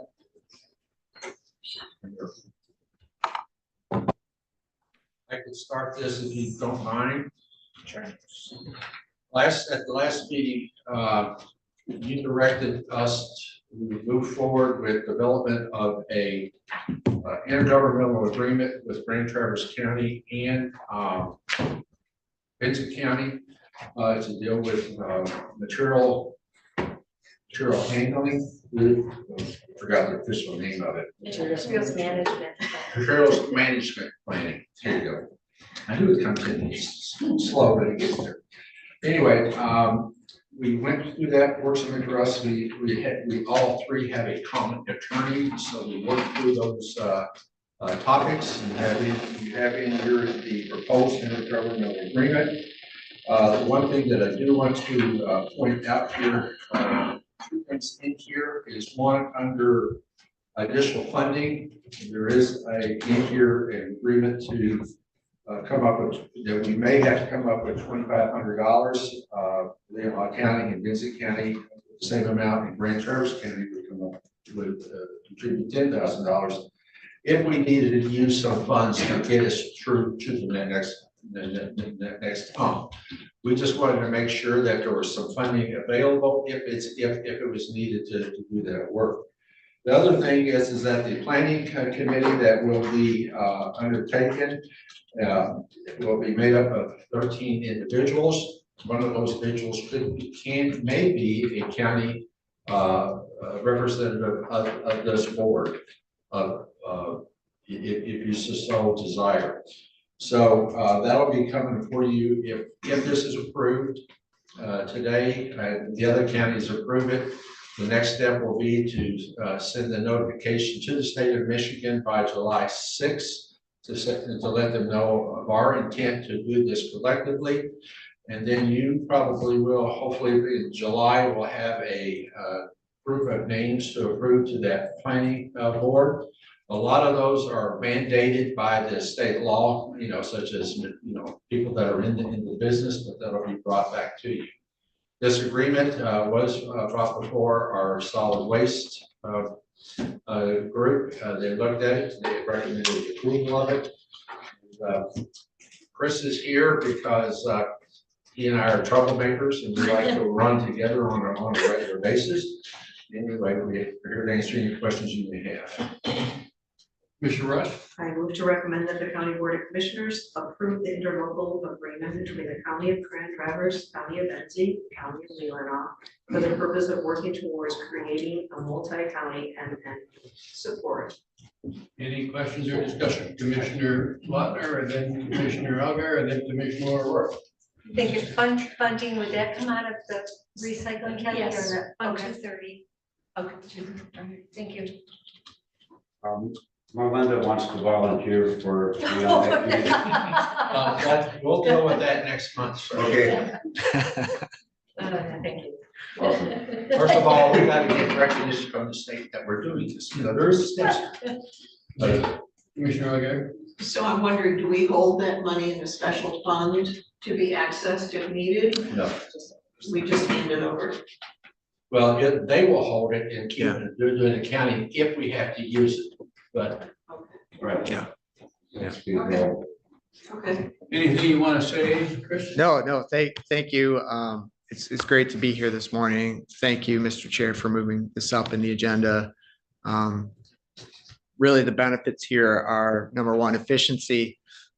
Grand Traverse, Benzie, Leelanau County, we all deal with the same haulers, processors, recyclers. And then number two, there is financial incentive for doing this. We will receive more funding collectively from Eagle compared if we did this alone. So I'm looking forward to working with all of you and our colleagues in Benzie County. And I think in the coming months and years, we'll develop a great plan. I want us to be as good as business. Yes, they set a high bar, but yeah, we can get there. Yes, you can. Thank you. Thanks Any for other working on it. and- Thank you. comments or questions? All those in support of the motion, say aye. Aye. Opposed?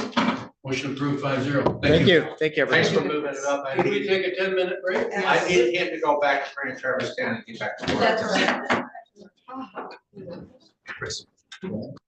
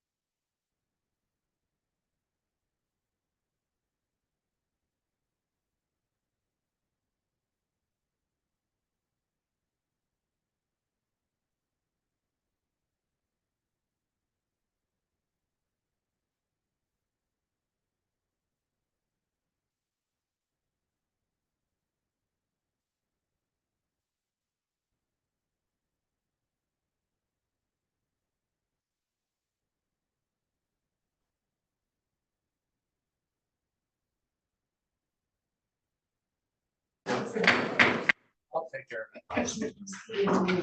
Thank you. I'll change my. I call this meeting back into session and we will have item number 5, which is the sheriff's office. And he's got, I think, 3 things to talk to. 2 on the agenda. Good morning. First of all, just to give you guys an update, Friday was our golf outing for the K-9 at Manitou Passage. It was as good as could be. We stayed dry and we have a few closing expenses, postage, thank yous, that kind of thing. But right now we're at $19,619.46 in profit. So Yay, that is fantastic. Cool. big thank you to everyone involved, especially you for allowing it. And we have an out-of-state travel request. So we have the opportunity to send a employee, yet to be determined employee officially, along with 4 other officers from other agencies in the county, part of the Northern Michigan Law Enforcement Training Group, down to Georgia for federal training. It's technically called POPS training, Public Order and Public Safety. It is for train the trainer. They will be able to bring that back and train not only our agency, but assist in training other officers who are part of the group, which includes about 75 agencies, basically north of US 10 to the bridge. So it's the upper northern lower peninsula. The training itself is for public gatherings and things of that nature. It's, I mean, in the sense of the term, if public, whether it's Second Amendment, whether it's protests, and things get out of hand, that's what this training involves. So it's training that I've been part of my whole career here. Every 5 years or so, there's a refresher. Most of the instructors who were part of that have fallen off. The group has decided they need to get instructors locally. We were asked if we would provide an officer for that, which the sheriff has agreed. All expenses are paid short of wages. So that is covered under the grant through the federal government. Yes, Commissioner Lautner. Commissioner Work, did he have his hand up? Okay. I move to recommend that the County Board of Commissioners approve and allow the Sheriff's Office to send 1 employee out of state for training in Glycom, is that? Glencoe, I think. Glencoe, Georgia, September 8th through the 12th, 2024, with cost for travel, lodging, and meals to be covered under the agreement with the NMLETG training group. Support. Any discussion? I just can't imagine Georgia in September. Sounds a Me little- neither. I tell you, it won't be me. It's not. Still grow up. Okay, all those in support of the motion say aye. Aye. Motion approved 5-0. We now have another request. So we have been here several months as we work through the process to look at the grant to send a potential employee and employed recruit, as we've been calling them, to the police academy. As you know, we've struggled. We have a few openings now and we have struggled to find qualified applicants. We had hired one in early May. That gentleman decided to return back to his previous employer. Currently, technically, we have 2 openings, one of which is tentatively set to be filled July 13th. The other we reposted after the last employee left. In 3 weeks, we have received 0 applications for any qualified personnel. So unfortunately, we feel we're at the point where you have to take advantage of this program. It's good and bad. Obviously, it pays at least $24,000 of the cost to get them through the academy. Downside is by the time they go through the academy and then our field training officer program here, they won't be on their own until probably next April. But that's where we're at with the process in getting enough bodies to fill our required needs. So. Commissioner O'Gara? I move to recommend that the County Board of Commissioners allow the Sheriff's Office to proceed with an employed recruit and enter into the Public Safety Academy Assistance Program grant process with the Michigan Commission on Law Enforcement Standards and Northwestern Michigan College for the Police Academy that starts on August 21, 2024. Funds from the grant to be placed into a special yet undetermined account and used to cover the costs associated with the academy and hiring process. Support. I assume that means you will determine The account. the account. Yeah, I've got to run my mind through this. It's the first time I'm seeing it, so. An undetermined account, that sounds, Yeah. Yes, I'll get okay. back to you by Tuesday. Okay. okay. Commissioner Lund? So do you have a recruit in mind already, or will you be rounding up? We did get applications for people who Okay. would be eligible for this process. The sheriff, we've had some interviews. We've met with the candidates. The sheriff has narrowed it down to 2, possibly even 1. So yes, there are candidates in mind. Ready to vote? All those in support of the motion say aye. Aye. Opposed? Motion approved 5-0. Yes, Mr. Chair, while we have the sheriff with us, just to make you aware that individual in the corrections department who was promoted in May to sergeant has decided that it's not his cup of tea to be the sergeant, so he's requested to move back. He's been granted the request to move back to being a deputy. But that means, at least within this division, we have more deputies than we have sergeants. But that will rectify itself now, because we don't think we need to do anything, but we're making you aware. But as they go through the promotion process, that will correct itself down the road. But in case you hear something, we just want you to be aware. So technically now, with him bumping back, we're authorized for 4 sergeants, 12 deputies. Technically, we're at 3 sergeants and 13 deputies, because we had already. Same amount Yeah. of bodies total. We had already backfilled for the sergeant promotion with the new hire. He resigned. We have to hold the process. Somebody from within will become a sergeant, but technically right now we are 1 body over. 3 sergeants for 2 shifts, so instead of having 2 per shift, or what does it do per shift? What is that matter? We have 2 day sergeants, 2 night sergeants. Right now, we are down to 3. With an extra deputy, because Right. when that deputy promoted, we backfilled that slot. Separate. He is now stepped back, so technically we were officially today over the staffing level for deputy by 1, but under by 1 on the sergeant. Just want to make you aware of this, same total bodies, but we're gonna go, there is a process that we need to go through our contracts to offer that. And there are individuals that have expressed interest from what I understand. That's correct. Just wanted you to be aware. All right. Thank you. We've question about M22 challenge. Did it go well this weekend? Yes, it did. We had 7 deputies there, 3 Marine Patrol guys for at most, I think about 6 hours, but it went off without any hitches, so. Thank you. Yep. Thank you. And I see Matt Ansorby here, and thanks for coming, Matt. Yeah. All right, hopefully I have some good news for the board. T-Mobile is looking to put some equipment on our towers, and they've identified the Central Tower and the Maple City Tower to do so. We have agreed to contract language. The biggest sticking point was insurance requirements. They wanted to redline the county board policy. We kind of went away from that. Able to agree that with MMRMA's input, that both parties needed to have sufficient insurance coverage for damage, injury, and loss. So we have agreed to that. Reached out to the county attorney again this morning for a final draft, and I'm hoping to have that for you. If I'm able to get it to you by Tuesday, I will. But yes, that's where we stand. So T-Mobile is looking to expand to our county-owned towers, and we're hoping to form a partnership with them so that they can expand further in the future. Perfect. Mr. Rush?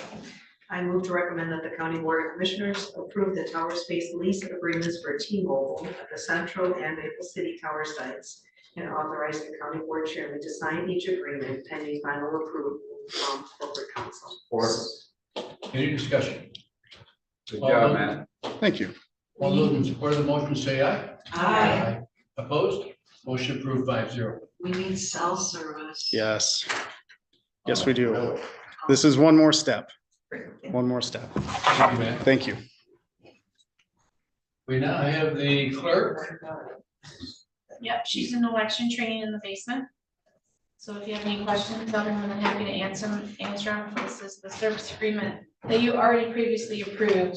As per the EDS, the company has changed.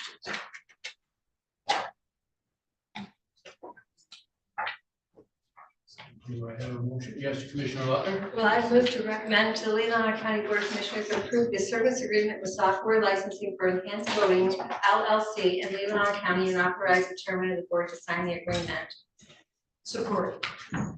Commissioner Butler. Yeah, so I will look into this further. I listened carefully with public comment and concerns. From what I read something totally different. So I will be, I'll be looking into that further as well. Any other questions or comments? Do we have to mention the contract amount on that? It's not, it doesn't say it in the recommendation or the motion. So the reason it doesn't say it is because last year when you approved it, it's in that motion. So the 1,500 is already budgeted. The only thing was the name change of the agreement. Okay. Thank you for asking. All those in support of the motion say aye. Aye. Motion approved 5-0. Thank you. We now have the PACE document request for resolution, and welcome back, Mr. Wiley. And Mr. Wiley and I just talked to the treasurer, and I think he was going to come in, but he had no questions. So you want to speak to the request? Just real quick, I'll speak to it. Like I mentioned earlier, it's just the state statute requires this process. A resolution of intent is adopted by a local unit of government that triggers setting a public hearing and a public notice period. Then that usually typically would take place at the next full board meeting. At that time, public comment can be made, any questions can be answered, and then that would introduce the next resolution to establish. But time-wise, that would have to be done in July.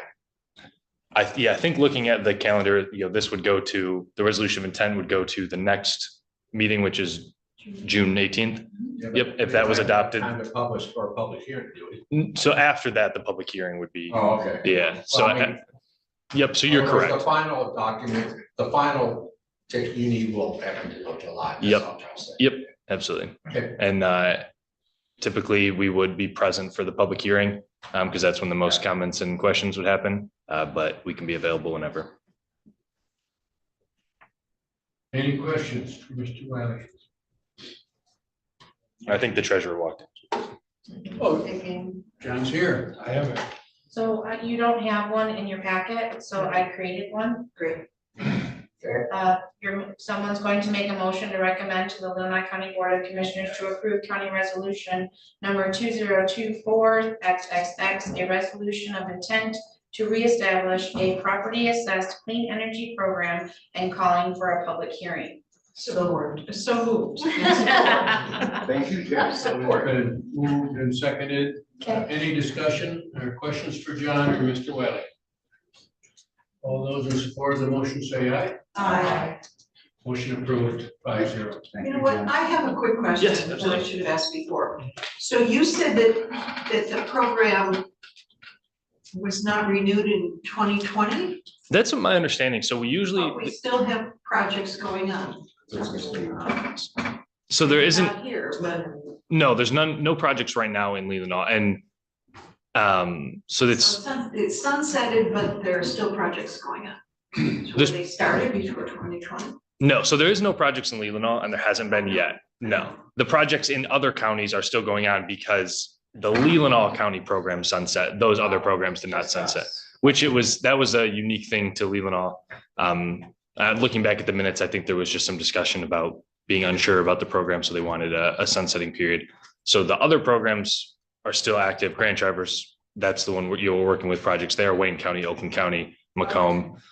So all the other ones are still active. We need to make sure we don't let it sunset again. Could you send the administrator the list of the Grand Traverse projects? Yeah, absolutely. Well, I think the idea with the sunset was to look at the success of the program and, you know, determine what should happen with it, whether it should continue, whether it should be, you know, re-advertised, re-put out there, whatever, but to see, you know, how. Yeah, and unfortunately, there hasn't been any projects yet. Now, I know looking back at the minutes, there was some concern about, you know, litigation. Luckily, that has not happened either. So there hasn't been any failures in Leelanau. So unfortunately, I mean, you know, PACE is most commonly used where the most large development's happening already. So that's why it's, you know, been most active in, you know, the Metro Detroit area. However, with the rise of its activity in Grand Traverse, that's why we've kind of tried to reinvigorate the surrounding counties to allow them to capture that development as well, if they want. You know, it's all optional. Everything has to be approved by all appropriate, you know, zoning boards and everything, and then, you know, your final approval for the actual PACE financing. Well, thank you for coming back to get us going. Thank you, absolutely. Yeah. Could you imagine with the way the state of Michigan is promoting these activities that this should pick up and you will see some? I think more so. interest? Yeah, and it's interesting because it's you know, it's not any government money. So I mean, the program is set up by the government, but it's all private money. So with the rise of it, we've now found that the lenders also are very heavy in going out and doing outreach. And frankly, they have much deeper pockets than we do. And then that the state government has. So, you know, there's some big financial institutions that are now involved with PACE. So now they're having people go out, talk to property owners, get education. However, then they still need to come through us and make sure they meet all the check boxes. So the volume has definitely picked up. And like I said, the growth has been exponential, you know, not linear. It started off 1-2 projects a year, and now we're in the double digits per year. Great. Thank you. Great, thank you. Did you vote? Yes, we did. Thank you. We are now down to with our senior services director. Good morning. She's been busy working on next Tuesday. Ooh, Senior Expo is quickly approaching. From 10 to 10 to 2, Suttons Bay High School, the 18th. So 3 of you have signed up. If you want to be there, let me know and I can get you in a spot to take care of much needed, many hands on deck. So thank you for those who have signed up. Yeah, it's fun. It's a good event. We have 86 vendors registered, so it's going to be big. Well, why I'm here today, you have an EDS in front of you for Comfort Keepers agreement. Comfort Keepers has been providing in-home services to our Leelanau County seniors since October of 2012. We negotiated a 2.5 year agreement. You also should have the compare document behind the EDS in your packet. And there's been 2 changes to the agreement. The first one is compensation rates are the same as this past year's agreement, with the addition of 2 items, and that is compensation rates will be reviewed annually and may, if the county and contractor mutually agree, be increased by up to but not exceed 3% over what was paid in the previous year. This will take place on the 2nd year of the agreement. And the second change is a nurse assistant was added to the foot care services to accompany an RN for foot care clinics. I move to recommend that the County Board of Commissioners approve Leelanau County Senior Services to enter into an agreement with RLK Investments, DBA Comfort Keepers, to provide personal care, respite care, homemaking, medication management, foot care, transportation to medical appointments, and mobile medical device at the rates listed above beginning June 1, 2024 through December 31, 2026. Support. Any discussion? Just wondering why it's this didn't come in May, it wasn't prepared for this in May? The way the RFP schedule landed, I had to make some changes to the agreement with the previous agreement, so it wasn't ready to go enter into contract when they submitted the RFP. All those in support of the motion, say aye. Aye. Motion approved 5-0.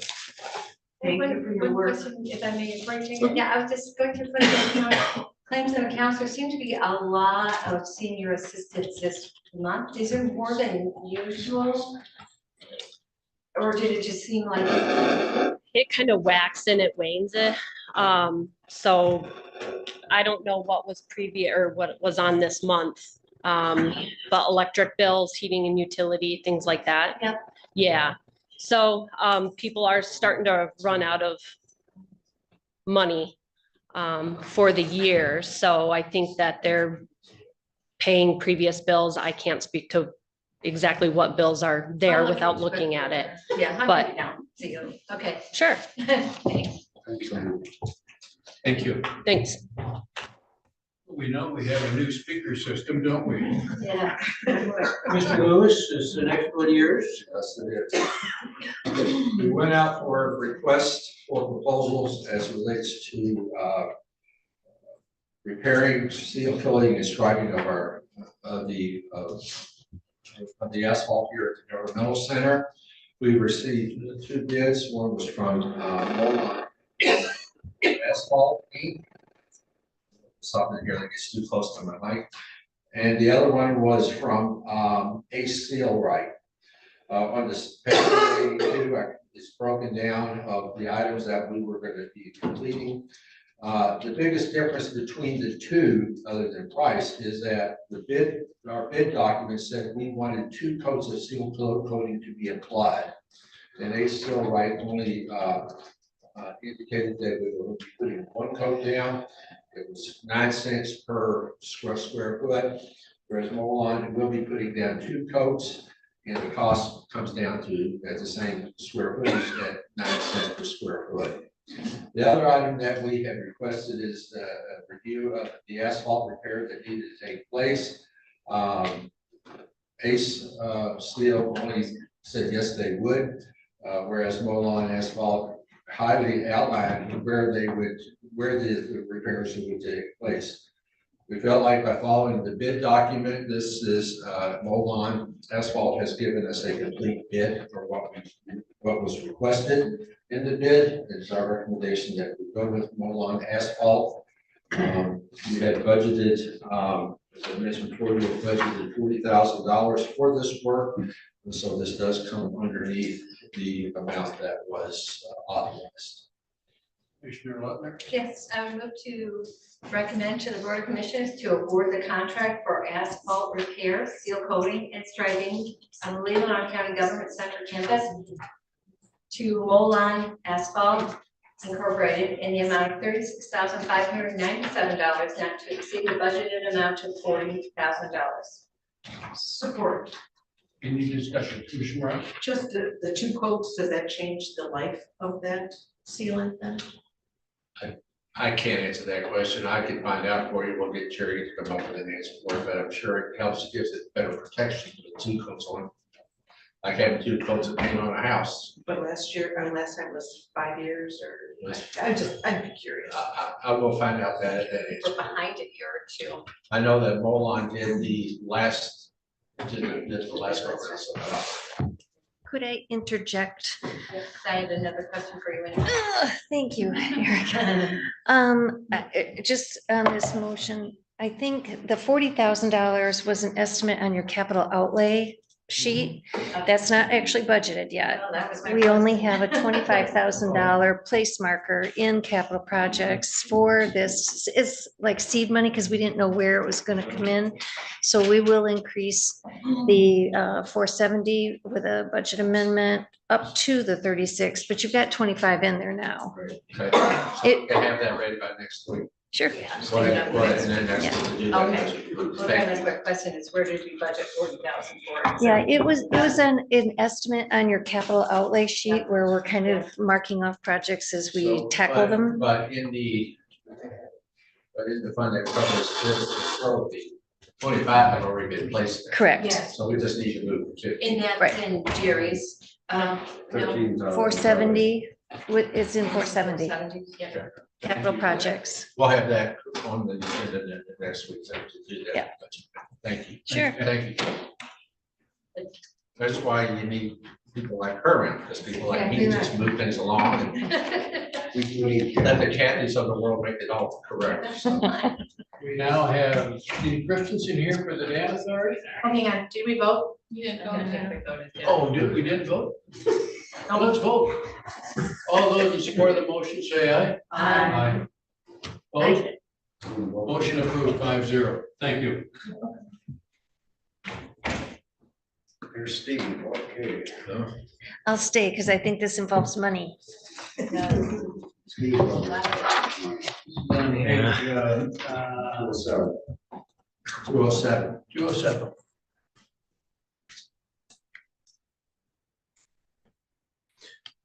So Richard, do you want to kick it off? I can. So if I go to the page 207. Anyway, in your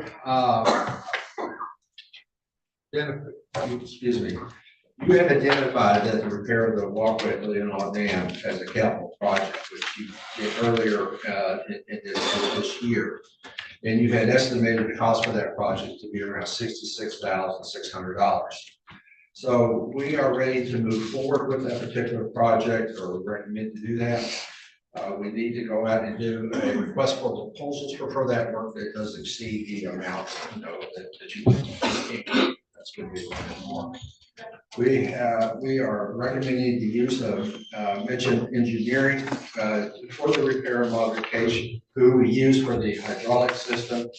And they have become supposed to be our engineer of record for the dam. Anything you want to know about that dam, they've got it. They've got everything now. And so there's no cost to that, but it's good to know. What we'd like to do is to have your authorization to move forward with an agreement for professional service for design and bidding of this walkway.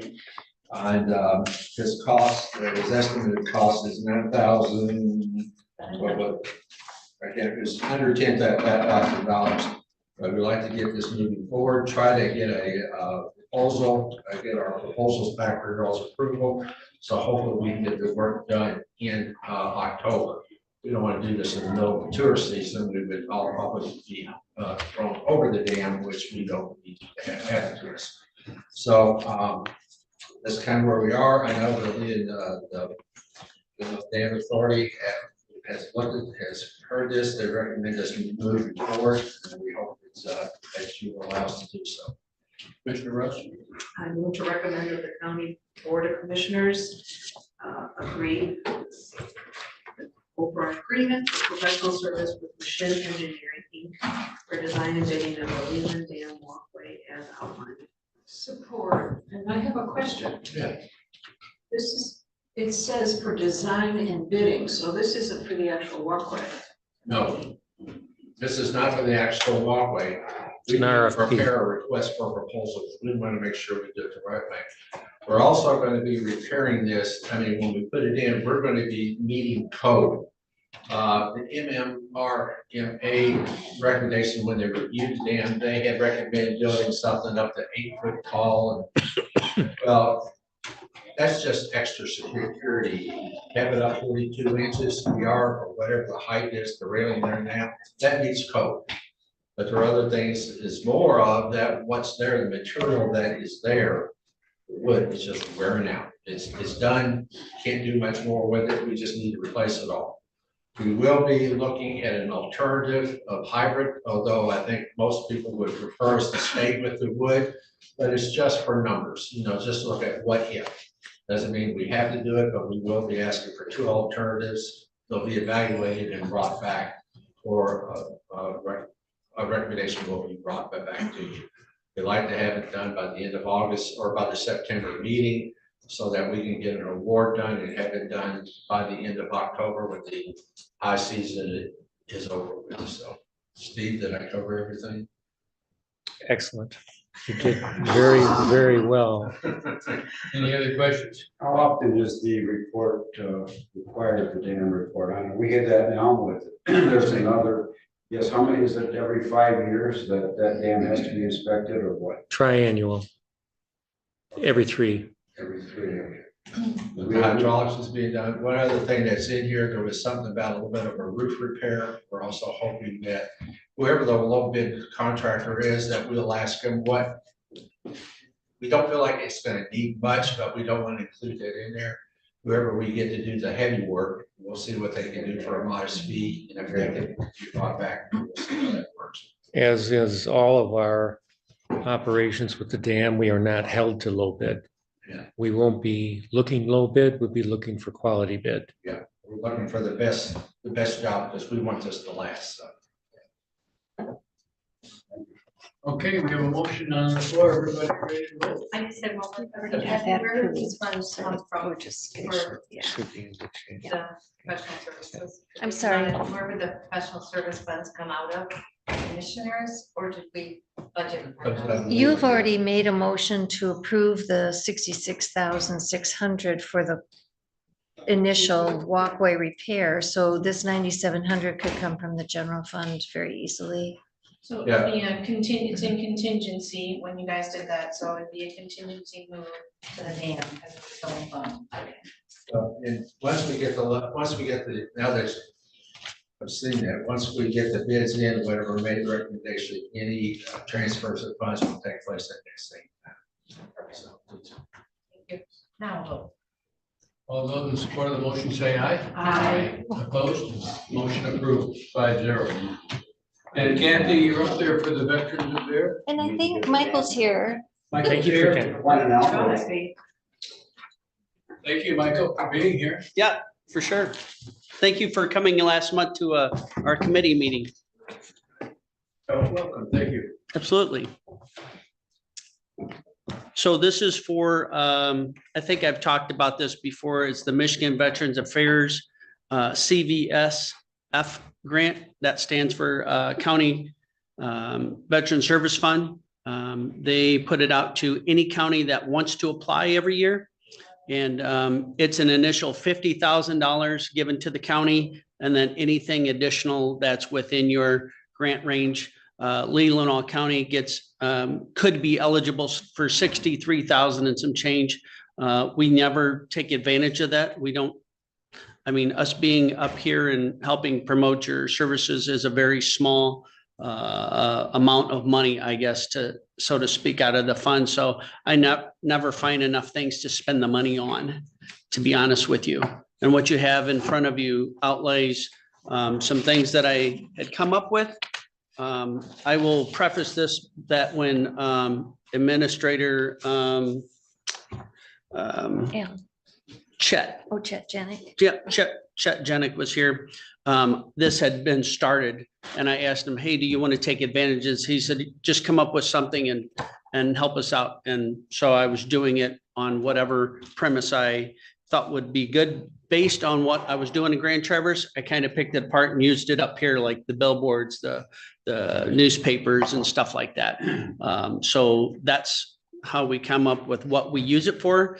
And coincidentally, we actually had a Leelanau veteran call the office down in Grand Traverse because I had done a free movie night out. So we advertised a veteran could come in and get up to 4 free movie tickets that we had purchased through the grant. And it was a movie ticket, a beverage, a soda pop, and a popcorn. You got a ticket for each for up to 4 people in your family. And so we had someone from this county call and go, hey, do you have that for our county? And we're like, we didn't use it because we hadn't thought of using it or connecting with the theater here. Where in Grand Traverse, it was tickets to AMC because it was a corporate buy. So, you know, if you approve to sign this, this can get amended up to like June of next year, to where if we decide to add movie tickets or change something else, all you do is I redo an amendment, bring it here to have it approved, and then we can do that as well. So you see in the packet what we are looking at using it for. More ads in the newspaper, billboards, flyers, posters that we can put around town in restaurants and stuff, promoting the services here. And then basically like a 1 or 2 page website that is specific for the Veterans Affairs. And we're going to be doing that in my county as well, just to give a little 1 page, like, while we also have the information on Grand Traverse County's website, we also have our own specific, it's gtcveterans.com, which people can find that easier, because if you go to Google our name, it goes to like Grand Traverse County /veterans -995/ and it's a convoluted domain name. So we tried to booster that up by buying a domain for like $50 for 3 years. So it's minimal. So the only ongoing thing that would be is if you approve this, the grant would pay for hosting for the site for 1 year, but after that, it would probably be under $500 a year to maintain the host after the site's created and ran through the grant. Although I think Commissioner O'Rourke wants to make the motion and I want to support it. I move to recommend that Leelanau County approve applying for the CVSF grant FY25 as described by Michael as project manager, and authorize the chair of the board to sign the grant application on behalf of Leelanau County. Any discussion? I have a question, Michael, at the advisory meeting. I left understanding that you were out of Leelanau County emergency funds. Right, we talked about that. What I was given was a report of a prior month when we had talked about expending it, and Kathy had worked her magic and brought it, I think, before the board and had it already set up and taken care of. But yeah, this was the first year. I think it was Commissioner Lautner that spoke of senior services, a lot of people coming in. And this is the first time I've been around in 6 years that we've been out of funds for this county for assistance. So it's been very much needed. Thank you. Ready to vote? All those in support of the motion say aye. Aye. Motion approved 5-0. Thank you, Mike. Thank you, and thank Chris for doing all the work that he does. I will. It's fantastic. There's a lot of veterans out there, no matter how much you advertise, you walk up to them and say, do you know what's available to you? And anybody knows a veteran, ask them if they come up and see Chris on Tuesday. Yep, thank you. Thank you for still serving. Yep, thank you. Have a good day. Oh, sure. I was just going to mention, Jerry Coleman has told us about the Veterans Memorial down below, that some of the, it's been in the weather and the elements for a number of years, and there's some cracking and things that are happening down there that might require us to look at it as a project, to maybe do a bit of a facelift. Now, that's not anything you just do on the fly. We could take a year to look at it, and maybe next year when Michael comes back, and if we have scope of work, and maybe that would be something that we could apply for next year when he sits here again. So, but nothing to rush. We can take our time and evaluate the site and see what needs are down there. But Jerry's been watching it, and he's noticing some deterioration that needs our attention. I stopped by this morning and see if a couple new friends were on the wall, and they were. But I noticed just an enormous amount of ant hills coming between the bricks. So if we could get somebody down there to spray for that, because that starts the cracking and deterioration and stuff. So They're mighty creatures, aren't they? yes, ma'am. Thank you again. Okay, Mr. Administrator, you have several items. One or two. At last month's meeting, you gave authorization to prepare a Eagle grant, which would be coming through the Community Energy Management Program. This grant application was requested by the Leelanau County Energy Futures Task Force, this grant is due to be submitted on or before June 30th. In your packet, I put several documents together for you. I tried to number them the best I can, so I won't be able to all of those. But one is the first one is the request that has come through the chair, Mr. Joseph Forrest, as it relates to the grant. I wanted to put in also in your packet the request for proposals that was utilized for why we're receiving the grant, which is coming through the Eagles Community Management Program. We also have the online filing form. I wanted you to see that. You know, it's not filled, but you know, once we start filling those blanks, they got to keep going. You don't get to stop. The state has changed theirs. But the responses to those forms are in point number 4. So if you approve moving forward, those responses is what will be in the grant. We also have the proposed budget to be in a proposed budget, and that will be submitted to the state. The overview of the grant, I think, is fairly stated in items number 8 and number 9. What is attempted to be accomplished.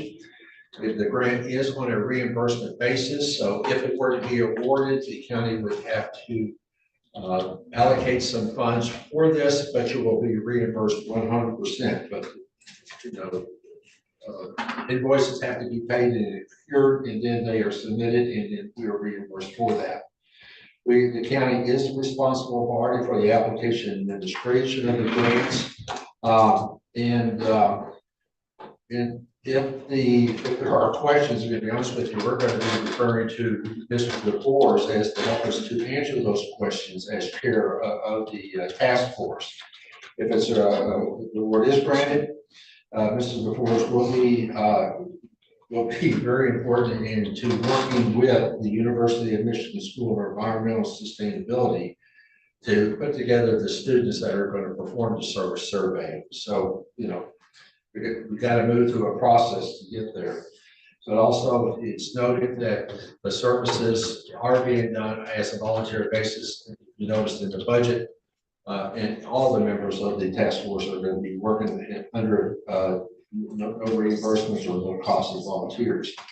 There are no matching funds that are being requested from the county for that. Pretty clean grant. It is an amount of $19,080. Thank you.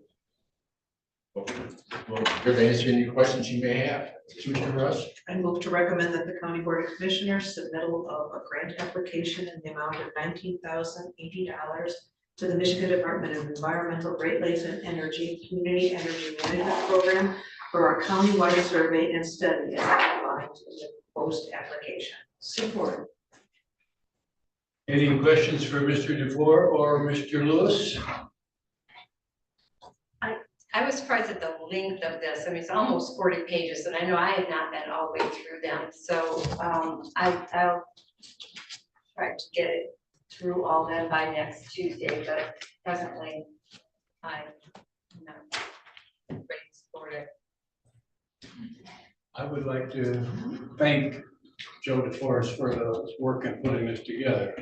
And yes, it was a long grant, a lot of work, so thank you. Any other questions? All those in support of the motion say aye. Aye. Opposed? Aye. Motion approved for 1. Thank you. Thank you, Joe. And I just felt like you needed all the information in here for your information as well as for the public to see how this is presented. So thank you. Thank you. Okay, last month we talked about wanting to move. Well, we looked at what had happened in 2023 in the Parks and Recreation budget and how not all of those funds had been spent in that particular fiscal year. The big thing in that year was that no capital projects had been undertaken for that particular year. It was the desire of the commission that they would like to see a motion whereby we can move $55,000 from the fund balance, from the general fund balance, and move it into the Parks and Recreation budget for capital projects, which would then put that into from 55,000 to $110,000 into that year.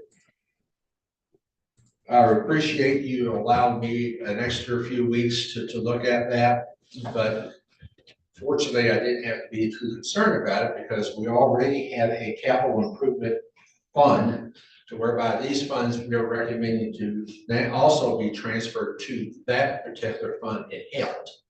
This way, you're not doing a use it or lose it mentality if you don't use it. Now, it doesn't mean any of the projects are ready to go, but we'll create a line item there.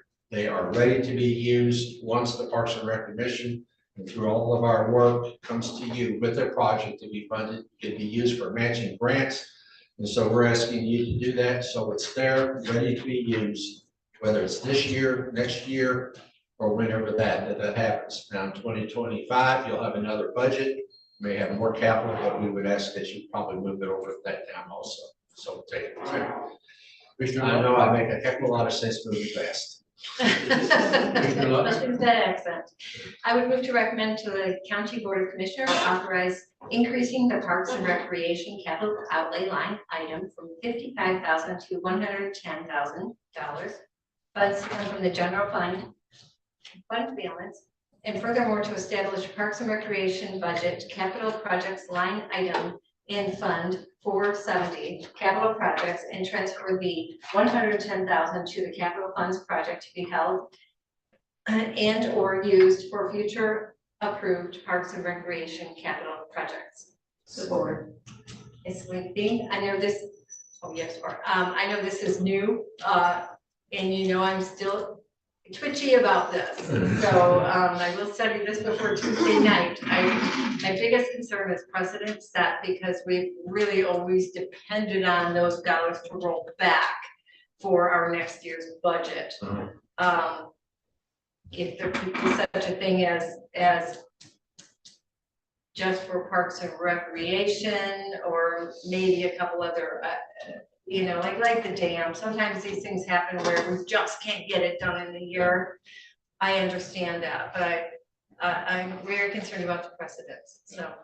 Well, I can understand that, but also understand all these funds that are placed over here in the CIP are general fund budgets. They just don't go over the fund balance. Anytime the body says we need that, you can move it all back. Okay. But it takes motions, but I mean, it is don't, or if you have a fund, if you have money left over in there that you don't need, you can move it back also, so.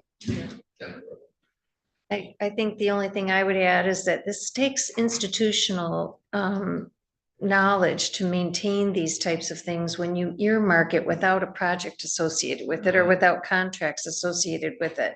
You know, we did build the Leelanau Tower project last year. It had to be reconstituted into this year's budget. But there, you know, there's an intent there to, with a contract with Midway. Right now, this would be 110,000 without a contractual project assigned to it. So I go out and I win the lottery or I get hit by a bus and the year rolls, somebody here has to remember we have to reconstitute that 110,000 unspent because there's no contract attached to it. Do you follow me? Yep. So it's just something that, you know, it's very important that when we do this, that we keep a tab on it and we remember that it's there and it is, and it's not for repairs, it's for a project. But this is also part of your budget every year too, even though you may not have an expenditure right off the bat, it is, you get to see this as part of your budget every year, so. So isn't there a way of noting this or having somewhere where this is noted, so it's not just institutional memory? Well, your budget at the end of each year, you know, you're going to close your books on 12/31. And when we open the books for the new year, we rebuild many of those line items. It's part of the process, part of the New Year startup. We do it with the special money for the canine unit. We do it for some grant money in your grant or your 2%. You know, those are always spent, but there's still residual dollar amounts and those are earmarked. They have to be rebuilt every year, but it's part of the cycle. It's built into the process, but it takes somebody who knows where you've been and where you're going. But looking at your 1231 books is, you know, anybody who knows what they're looking at would pick up on that. So part of the audit, so everything. Any other questions? All those in support of the motion say aye. Aye. Opposed? Motion passes 5-0. A comment about Parks and Recreation though, and it's, I used to serve on that committee and at one time, I think Doug Julian was the chair and they're broken into 3 different subcommittees. Are we ever gonna get to the point of reviewing whether that's the way it ought to happen? I think it's that discussion was had last week at the Parks and Rec Commission. We had an executive session. And I can honestly tell you that at least the 3 chairs, while there's some value to having someone kind of watch, they also realized, I think they had a little bit of a realize that sometimes they're competing against each other. I mean, there's only one Parks and Rec division now. I mean, and I think they had it, but I am starting to work with them to say, how do we do this differently? So that when they do come before you, at least there's been a track record. How do you do that? I would tell you, and I've said it already before, one of the things that I'm seeing that maybe they had in the past and that Trudy was able to do things differently than what's done today. There's really no staff advocate on their behalf at this point. It's just not there. And so we've got to figure out how we're going to do that, working with them, you know, hopefully in the next couple of months, we can get that through. We're not meeting in July, so we got some things that we can work on and try to bring back. One of the things I brought up, we need to change their meeting, you know, to go later in the month so that we have time to get it ready to put on the next month calendar. Right now, it meets that first whatever, all of a sudden, we're done. We're done putting everything together for the meeting. So it's just a matter of how do we process it. I've got some thoughts, but I'll be working with the executive committee and we'll see how all that plays out. Okay. So, thank you. I just want to say thank you for helping us with Parks and Rec, kind of taking that over. It was a great meeting last week. I rolled right along and I really, really appreciate it. it's kind of fun, you know, so Yeah. I don't know. This corner, you don't want to watch me make sausages. Sometimes it gets pretty bad. So it's just. Well, thank you. And now we have appointments to Northwest Regional Airport Board, Joint Zoning Board. Okay, we're in the process that we need to come up with, now that we've completed this process and it's all been approved, you have the letter in there, we need to come up with 3 candidates for the joint airport zoning board. 2 of the candidates have to come out of the map here that shows that they live within that 10-mile radius of the airport. And I think for our county, that would be there's a little bit in Solon Township, Elmwood Town, greatest amount is in Elmwood Township and Bingham Township. So 2 folks need to come out of those 3 townships. That's what they're recommending. The 3rd one could come out of anywhere in the county. You could also have a solid note that came out this morning for clarification that there could be one of the members could be a representative of this county board. However, sorry, Mr. O'Rourke, you cannot be a part of the planning commission and be on the airport board. You can't do both. You got to do one or the other. So they recommend highly that, you know, it's got to be a separate over here, so there's that division to work at. Good. What I'm asking is to move forward to seek applications for those who want to serve and have, I don't know who wants to do the interviews, but I'm just following a process I've done in the past. The 3 of you to agree to sit on the interview panel and make a recommendation to the full board. We have to be done by August the 20th, which would be a regular meeting night. So there you go. So a question, we will appoint 3 citizens Correct. to serve. 2 from the location. Yeah, and to from that location, shouldn't be too hard to do. In fact, might be interesting for You can do it. a past airport controller to serve on that if possible. I guess my question would be is, do we have to follow this procedure of, I mean, the whole board of commissioners will select. Correct. Okay, all right, that's it. I just wanted to make sure that we'll use our normal process, that we all will choose who they are. Okay. You have So we to, put you out have the to, RFPs. you have to recommend the board appointments to this planning. Okay, very good. Yeah. And it would seem to me like we'd want to reach out to at least Mr. Shaw, as a township supervisor of the biggest township involved. I was gonna reach out to all three of the township supervisors, you know, and I think Mr. Shaw, I would agree with you hypothetically that one individual should come out of Elmwood Township, you know, and all three of them could come out of all, you know, it just doesn't say about the third one, but two of them have to come out of this area, so. But I like to have, so that I'm not out there making the recommendation, I'd like to have three of you or two of you, however many wouldn't mind doing that. Once we have a list and there's more than one, that we'd be more than happy to interview them and make sure we have a recommendation. I mean, the whole board will interview them, or. No, just a subcommittee. You want the whole board to do it? That's fine too. I'll bring them all back. I'll try to do that. We'll have to do that maybe at the 13th meeting. Sure. I don't know, we'll figure it out. So we're gonna advertise for these people or? Yes. I mean, it has to be. Yeah, I'll put it out there in the enterprise, we'll put it out there in the Leon Enterprise, Ticker, any place that we can do an advertisement. But mainly we'll contact three township supervisors whose townships are directly impacted. And I'm assuming we wouldn't have to interview every applicant. We will select from the applications who we want to interview. Well, okay, that'll be fine. So there's a small portion of Bingham, for instance. Right. So we're gonna make it, we gotta when we advertise, we need to let people know.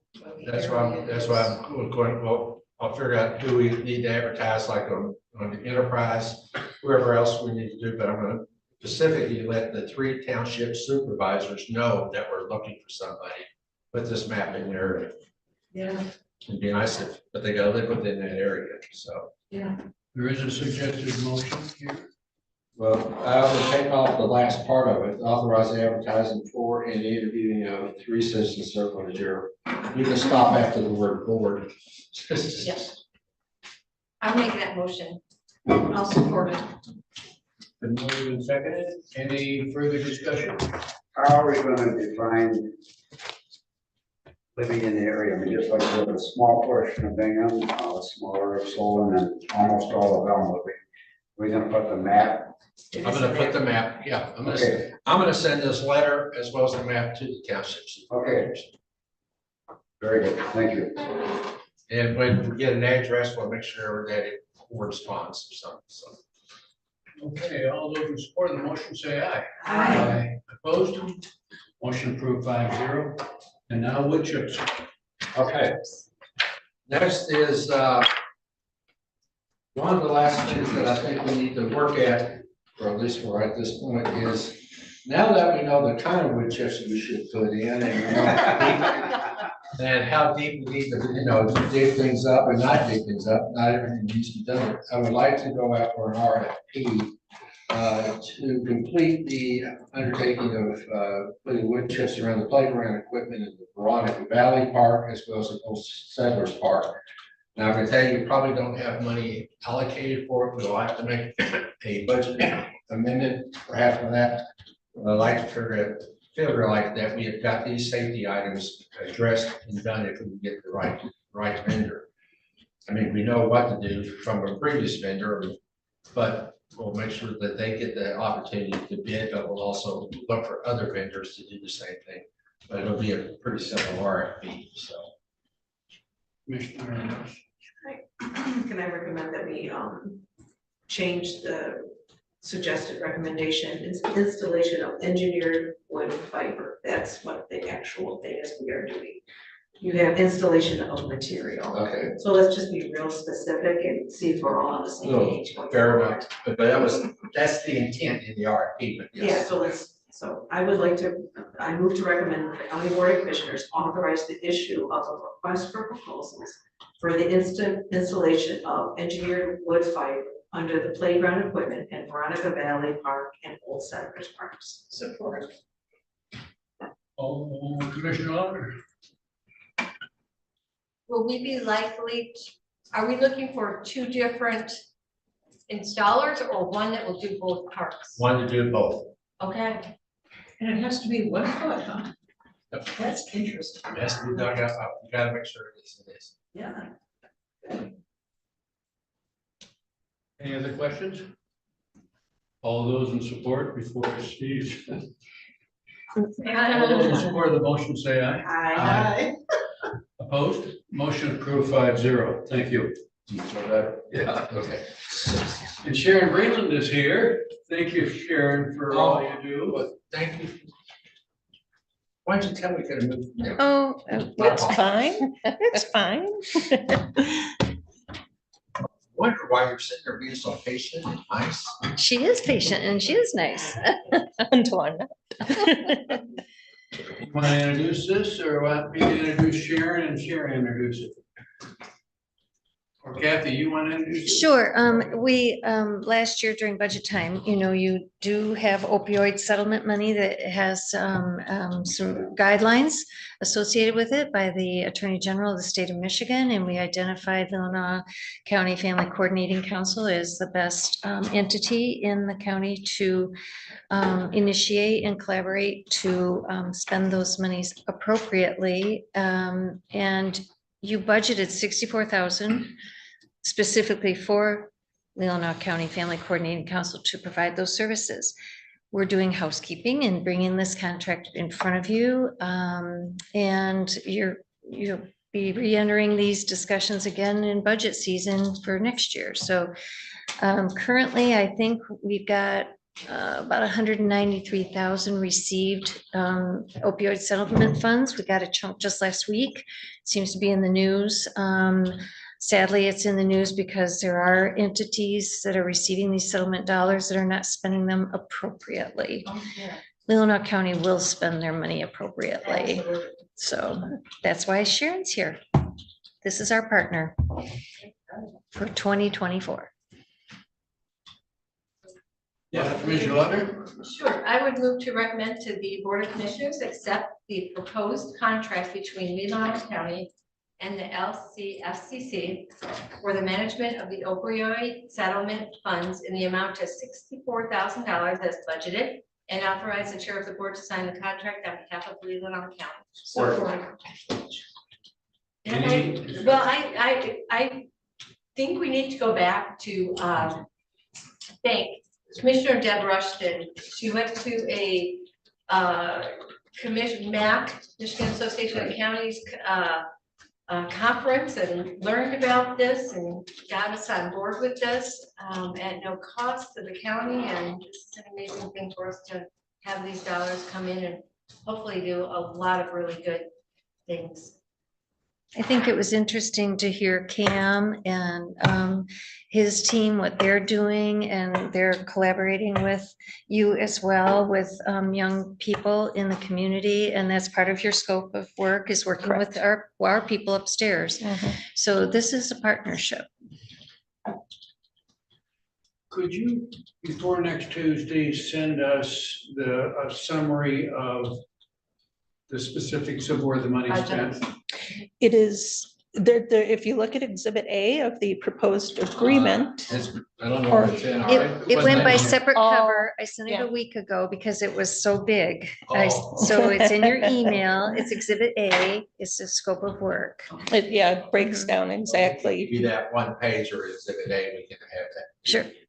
We can But pull one thing that. We did, I know when Kathy came in, we have listed all the schools in the exhibit.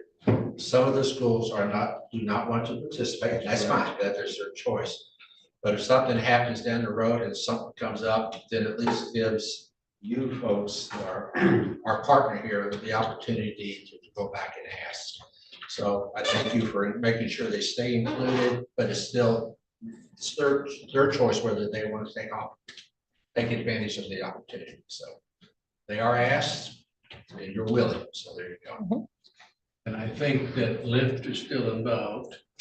Correct. I think I saw in the record eagle last week that Rebecca was chosen as one of the young leaders in the region for her work.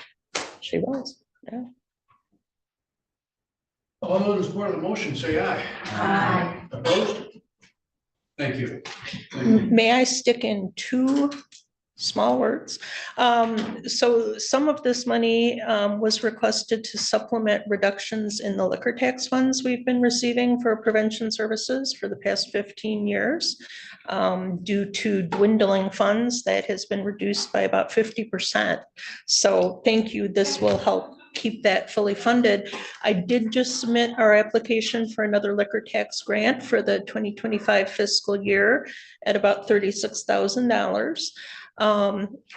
I have been told that, of course, we have Mr. McMorrow on the executive board of NMRE, but currently the position on the SUD oversight board is apparently vacant for Leelanau County. And they're going to be considering all of these applications, I believe, in July. So I hope you've got somebody good lined up to get on that board and speak up for us. The other thing I was just going to note, and you were saying how much money is in the fund, and I don't remember if it was an article in the Record Eagle a couple of days ago or not, but I recently learned that up to this point, the state has not allocated any opioid money to the tribes. And I believe they're going to correct that in the next fiscal year. And, you know, I don't know how you feel about it, but they've been really good partners to Leelanau County and given us a lot of money. And if you have a little, might not hurt to ask if their very robust prevention and treatment services could use a little boost. Just saying. Of the settlement funds, Yeah. were they part of the lawsuit?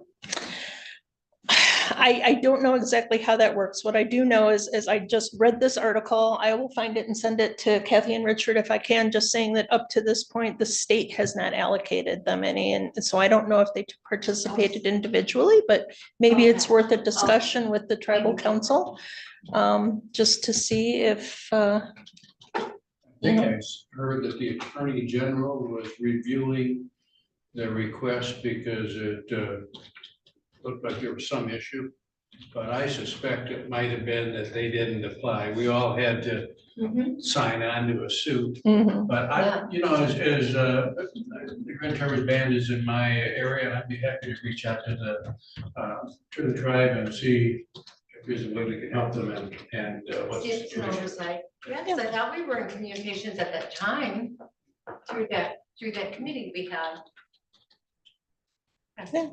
So how much are you getting a year now?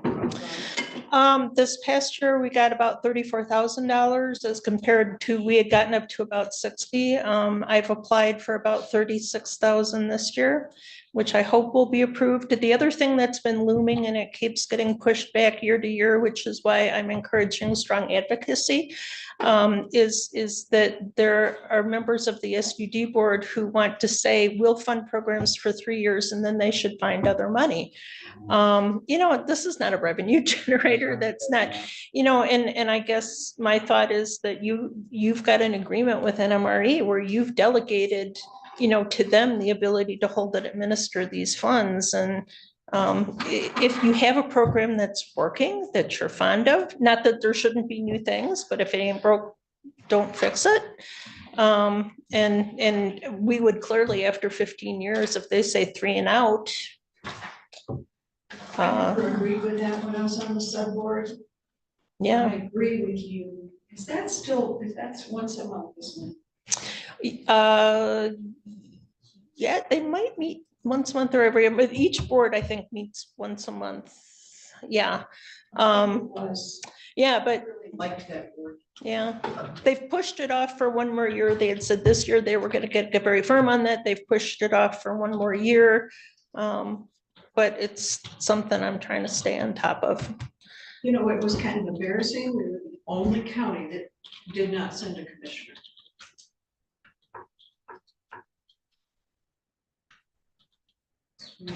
But Thank you you know, for that Sharon, heads up. Thanks for the heads up. Sharon, you have a lot of fine people that belong to the Family Coordinating Council. And maybe everybody here, you know, they don't know who they are. I mean, from LCN to the Women's Resource Center. You know, maybe just something from, we have something to recognize all those people. Like, we had about 20 people last time at our meeting. So just if we could maybe get something on paper to recognize all those people somehow or the other. Thank you. Thank you. You're our representative of that group. Will you work with Sharon and She had already made the connection. All right. Yeah. She's a fine lady. She works a whole bunch. Oh, shucks. I will send it to you separately and make sure it's attached to this year's budget request. Thank you, Sharon. Thank you, everybody. Thank you, Sharon. And thank you, Kathy. You're welcome. Thank you. Is it Kathy or are you on the motor pool? Either one of us. Last month, we held up assigning which of these vehicles and other items that we needed to actually declare as a surplus. So these are the listing of the vehicles that we would like to for you to declare surplus. It did, Kathy's done a great job that any proceeds that we receive from these items will go toward a certain fund. It has been requested, I believe, that the 2011 Ford Expedition be held. I think was the senior services that would like to use it. I think the expedition is being used by parks or maintenance. It's being used by maintenance as an extra vehicle to help to transport things. So we want to take that one off the list, but everything else is there. We even got a different vehicle that's sitting right out there. So if anybody want to put a bid on it, it's right out there that you can look at. And we also came up with some file cabinets that the folks over here, because over here in the building safety, everything's electronic. They don't need all of that stuff. So they could use the space for something else. So these got added. So if you can declare all of that, those items surplus, except for we'll scratch out the one and take it from there. Commissioner.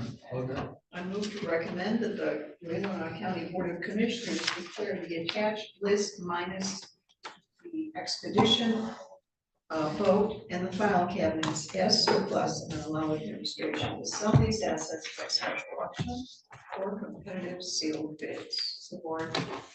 I have a question. Does the sheriff department take good care of those cars? They bring good done. Tires, brakes, and steering. Our household has purchased 2 of them. Yeah, tires, brakes, and steering. They go out there, they do 100 miles an hour, and yes, they take care of it. And if you're in an altercation, you will win. There's a different steel system in the chassis. Actually, they're brakes, yeah. Wow. And you'll see all those oil changes come through claims and accounts all the time. It does it all the time. What's the process, Kathy, for making the public aware of this? Actually, I know Lauren has done some research. She's working with Grand Traverse County and kind of going to mimic their process. And I think she's even done a quick tutorial with Grand Traverse County to know how they're going to do it. Before you use BidNet, they don't do auctions anymore. So it is a different site. It is a different site, but I know Lauren's on top of it. And you know what, we talked about a fleet management service last year. And we were just kind of too busy to. I don't think You're it's talking for us. about leasing. There was a company coming in and saying, I'm gonna lease this and lease that. And And they Mr. replaced- Lewis has a smile on his face. He could probably add how that comes out. There's no such thing as a free lunch. well, and When we get to the budget process, when you get to that in your next administration, don't bring that up. In the big scheme of things, our fleet is pretty small. I think the fleet management, it works probably well for really big counties. Or big cities like Traverse City, it's, that whole program they have there is amazing. I wish I could have said I created it when I was there. It was done for it, it's just amazing. Everything is kept, every record on every vehicle, if it's got wheels on it, it's under a certain. We have a motion on the table. All those in support of the motion say aye. Aye. Opposed? Motion approved 5-0. Thank you. I have a question about the file cabinets. Are they just the standard or is it the one that opens up and slides? I do not know, but after we get done with today, I'm glad to take you over there to take a look. I mean, those file cabinets, we do need a couple in Elmwood and they're like $1,800 I a think piece. they're scanned. We will be more, I'll take you over. Okay. All right, thank you. We're now going to talk about MERS. Yeah. In the last couple of months, we've had some things that have come up with retirees and others as it relates to items that have not been updated in our MERS program. And these are housekeeping. I want to thank the clerk's office, Heather, Kathy, but we worked through a number of these items that we need to clean up in order that our retirees and others who are going to be retiring have the full benefits that they have been expected and that we expected to do that. The last two items are ones that we could take action on now. And I'm sorry to have to say this, but on item number 1, administrative services agreement, I need to have a motion to allow us to go into closed session to discuss, what do you call it? What's the same one that is discussed? ASA, Strategy, the ASA. First though, do you want to, can I make the motion on the MERS? uh, Or do you want to? no, item number, sub 1 there. I only need to do the 2 and the 3. I can do those right now if you want. Item number 1 or sub item 1, I need to go into close, we need to go into closed session with you first before we can do that. I didn't realize. Okay, but is that the administrative service agreement? Correct. Session. I see, okay. Okay, let me see if I can get, I'll just say the motion here because I've got it for another one.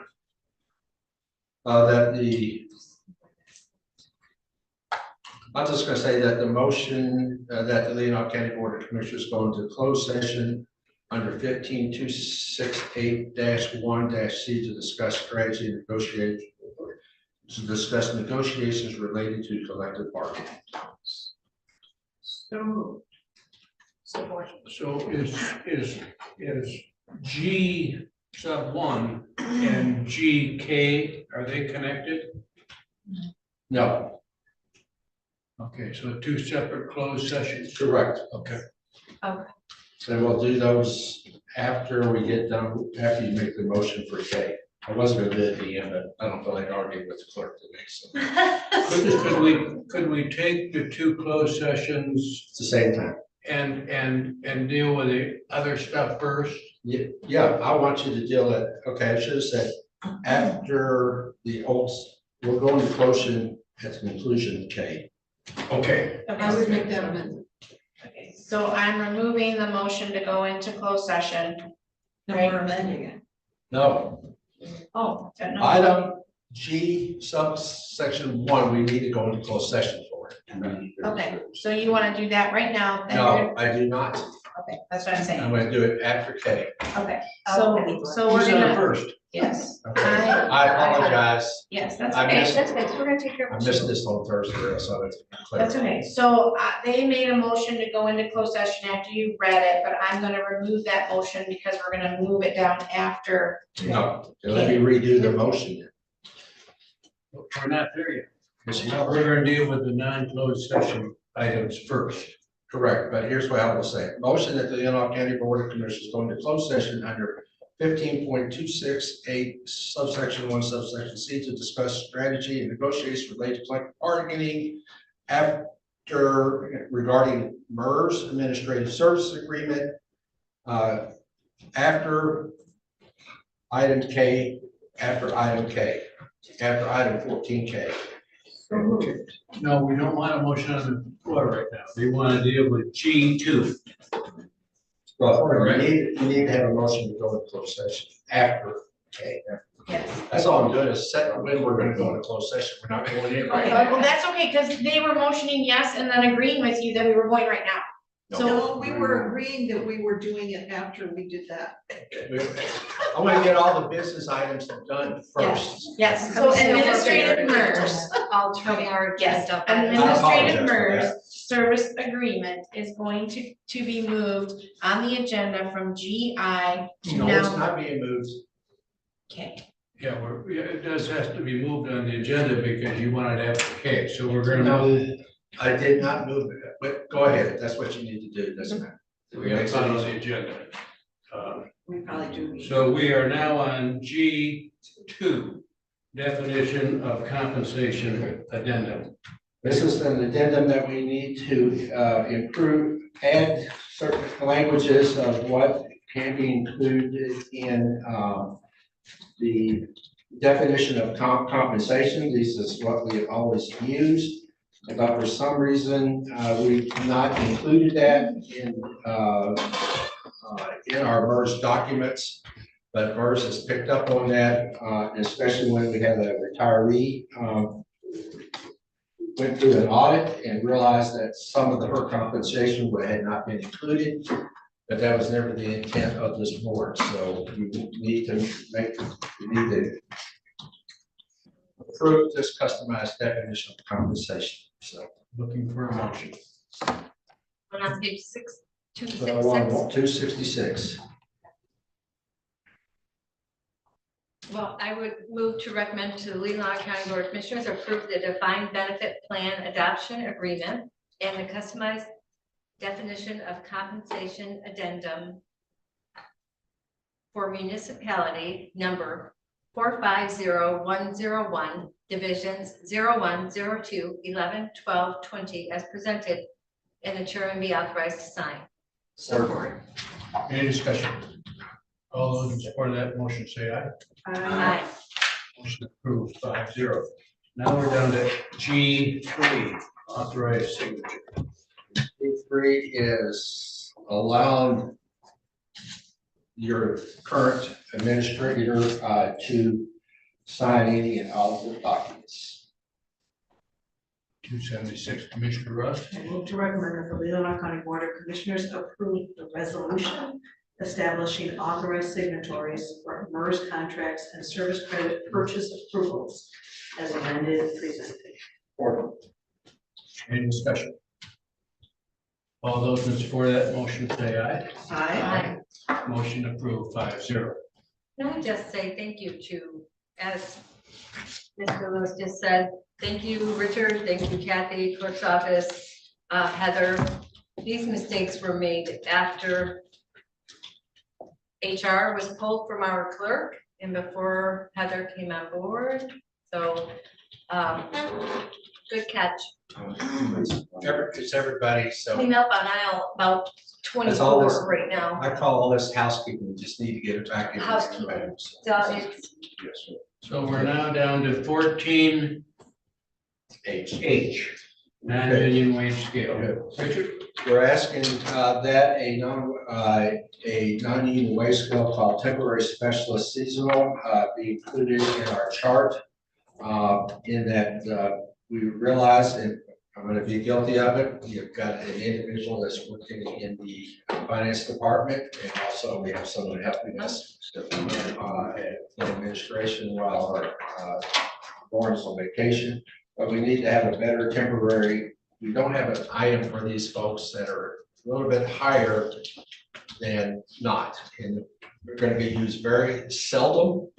But we need to have something there that for when we need us. So Kathy has an individual that's working 2 days a week for us to help get us, so she has more time to deal with upcoming budgets and things such as that. So I know I'm confusing because I'm trying to get you all out of here before 2 o'clock tonight. But this is what we're requesting. So Proposed motion on page 279. Commissioner Rush. I move to recommend that the county board of commissioners approve amending the 2024 non-union wage schedule to include a new position titled temporary specialist seasonal at the four approved rate steps of $19.88, $21.63, $23.41, and $25.18 respectively for 2024. Support. Any discussion? All those in support of the motion say aye. Aye. Motion approved 5-0. We are now down to conflict of interest report. At the last meeting, it was requested that I touch base with our corporate counsel to look at the possibility of a conflict of interest that had arisen. You can see that I included three items in our particular in the request that dealt with the board of a letter that had been given to the board of commissioners regarding the conflict of interest, the county's conflict of interest policy, and also the final grant that is online that had been submitted as relates to the solar power project. We have an opinion back, but before we can go any further, I need to ask you to release that opinion because I see no reason why to hold it. So there's a motion that move that the Leelanau County Board of Commissioners recommend to the Leelanau County Board of Commissioners. Well, I'm just going to release it now. Recommend to release the attorney-client privilege communication of June 3rd, 2024, reflect relative conflict of interest. Whether I could have done this on my own because it was written to me, but I was doing this on behalf of the county board. I don't know. I think we need to release it. You need a motion, I'll make the motion. Commissioner Lutter. So you're gonna release that? The moment you vote, it's released. Commissioner Lutter, you want to make? Next week. Yes, please, I'll make the motion, and I can, I'll go second. Yeah, I supported it. Okay. All those in support of the motion say aye. Aye. Motion approved 5-0. Thank you. Let me finish up here. Bottom line, Go ahead. bottom line, it appears that there could have been a possibility of a conflict of interest in that when the grant request came to you, or what's the final version is that Mr. DeForest and another individual could receive compensation if so requested. If they're, the way I read it is if the project, if awarded, were to need their consultation. Basically, everyone knows the hours of work that was probably put into putting that application together. In my humble opinion, I think this board knew that that application had that possibility in it. If you get the grant, there is no obligation of this board to use the services of Mr. DeForest or the other individual. It's there as a possibility. And that's how I know Mr. DeForest has looked at it. If you want our advice, then here it is. If you don't want it, you don't have to take it. Same thing with everything else. Also with all the other items that are in that grant, those are decisions that this board will have to make if it gets awarded. I wonder sometimes as I went through this that a good citizen was working hard to try to promote something that the task force was looking at. It's a good consideration, a good project. This body moved, and then when I say the body, the commission as a whole, I don't know how individuals voted, it's not a concern to me, but moved forward to submit that as an application. Whether it gets funded or it doesn't get funded, that's in another arena. I can look at the original documents that were given to this body as well as the final documents. Nothing has changed in there. It says if needed, there's no obligation.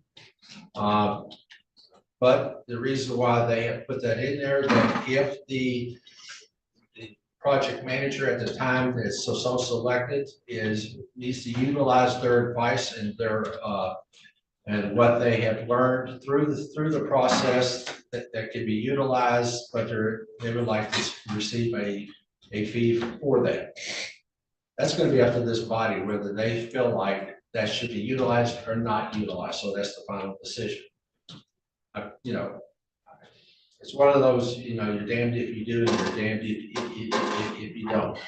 So I wouldn't recommend that this board take it any further unless you get a grant. But another thing that I think we need to send out to all of our board and commission members is to make sure they are aware of it so that another incident doesn't happen, which I think would be slim and none. But this should not be an item where individuals are demonized because they did good work. So I feel comfortable where Mr. DeForest is at. He expects nothing, only if we get the grant and only if the commission at that time, I don't know when the grant will be awarded or when body will have to do that. But we'll only need to do, take action at that time, and you'll have to declare that it's okay to do so. So I would just let it go at that.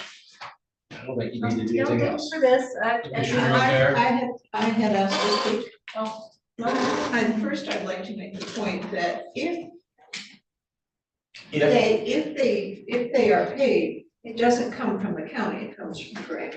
Oh, yeah. And number two, this is very normal that there are funds available in a grant to support the people doing the work who are paid by the grant. They are resources, and it's much cheaper to talk to somebody who actually put the grant together than it is to hire yet another person to learn about the grant, to be there just in case there's a question. They are there to support the project manager if needed. So, Mr. DeForest has done so much work for free. Well. And this is just. I agree that everybody did work on that and it came back, but to jump up and down and do anything more at this point, we're aware of it. Let's make sure everybody's aware of it, moving forward. I noticed that there's signature pages. I would wonder how many of our board members and commission members have all signed that. It'd be interesting. I have no idea if they have or not. You know, if it's nothing that's undertaken during the what do you call it? The introduction or, the review of when they get started. They may not have been aware of it totally. I don't know, but I'm gonna be honest with you. I spent enough time on this. I don't need to do anything more. I've got other things to deal with. So let's move this thing forward. Take it as a lesson learned, but no final decisions are made. There's no obligation now or in the future if we get the grant. That's all ifs. All ifs. And let me say, everything, correct. I'm really sorry I had to spend this much time on this, and because absolutely right. What Commissioner Allgaier said, we all knew what was in there and what those possibilities were. For the sake of transparency, I tried to ask those questions that evening, but instead of being transparent and open and honest and getting it all out on the floor, which was taking care of all of this, instead I was attacked. And it's just unfortunate because this is where we are. And you can shake your head, camera, but anyone can go back and read. It was very, very rude and combative, and it was also simple. Just be transparent. It's, as far as I'm concerned, once you voted to say yes on the grant, you knew it was there and you accepted it as it was. So move on. I thank you for all the work that you spent on this, and I also thank Joe for all the work he did on the grant, and I'm ready to move forward. Okay.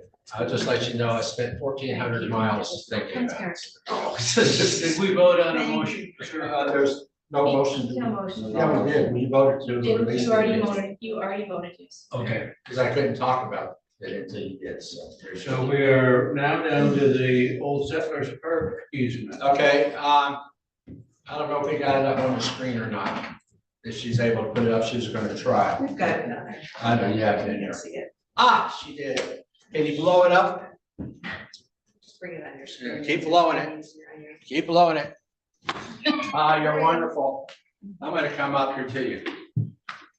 Back in May, the Parks and Rec Commission authorized you look through here and you look on your map, I'm doing this for people out here in the audience too that are watching.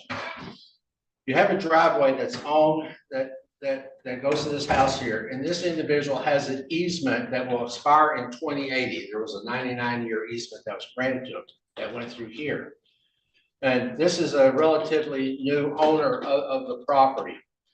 He came before the Parks and Rec Commission wishing to take this part of all this circle that's here, it's a round driveway, and pave this whole item through here. Well, the question came up is because I was preparing to put everything together for you, I want you to see it and know that because you have to give the approval. Well, lo and behold, and of course, the Parks and Rec Commission expected that this was all part of his easement that he had. Well, it's not. This is the only portion of the easement that he has. So it's kind of tough to say, yeah, go ahead, it's on your easement, when this isn't on his easement. But also came to pass is, and I have pictures back there in the office, that you got a driveway that's going up through here to this house. There is no easement on record going across parkland, none that we can find. You also have back through here an easement that takes care of all these properties back there. We think this is all one same easement. Well, this led to a discussion that I had with some of the staff is that obviously we're not going to tell these folks to go away. Obviously, we're not going to tell this person to go away, or we're not going to tell these persons, they have property back to here, they're paying taxes. The questions that came in, I started asking, I said, what if this is not going to be used as parkland as we know it as parkland? It's just not going to happen. I mean, the terrain is hilly and it's not going to be used. You're not going to use it for parking. And even if we try to use it, I don't think y'all want to go through that story. So the questions that's come up is what if we were to meet with these property owners here and find some way to transfer this property, take it out of parkland and just transfer it to these folks, get them to have their easements where they need to have them and transfer them to them. And some of the discussion I've had said, yeah, we should try to do it, sell it to them at a modest price, use the funds to go directly into Old Settlers Park, dedicated to the park.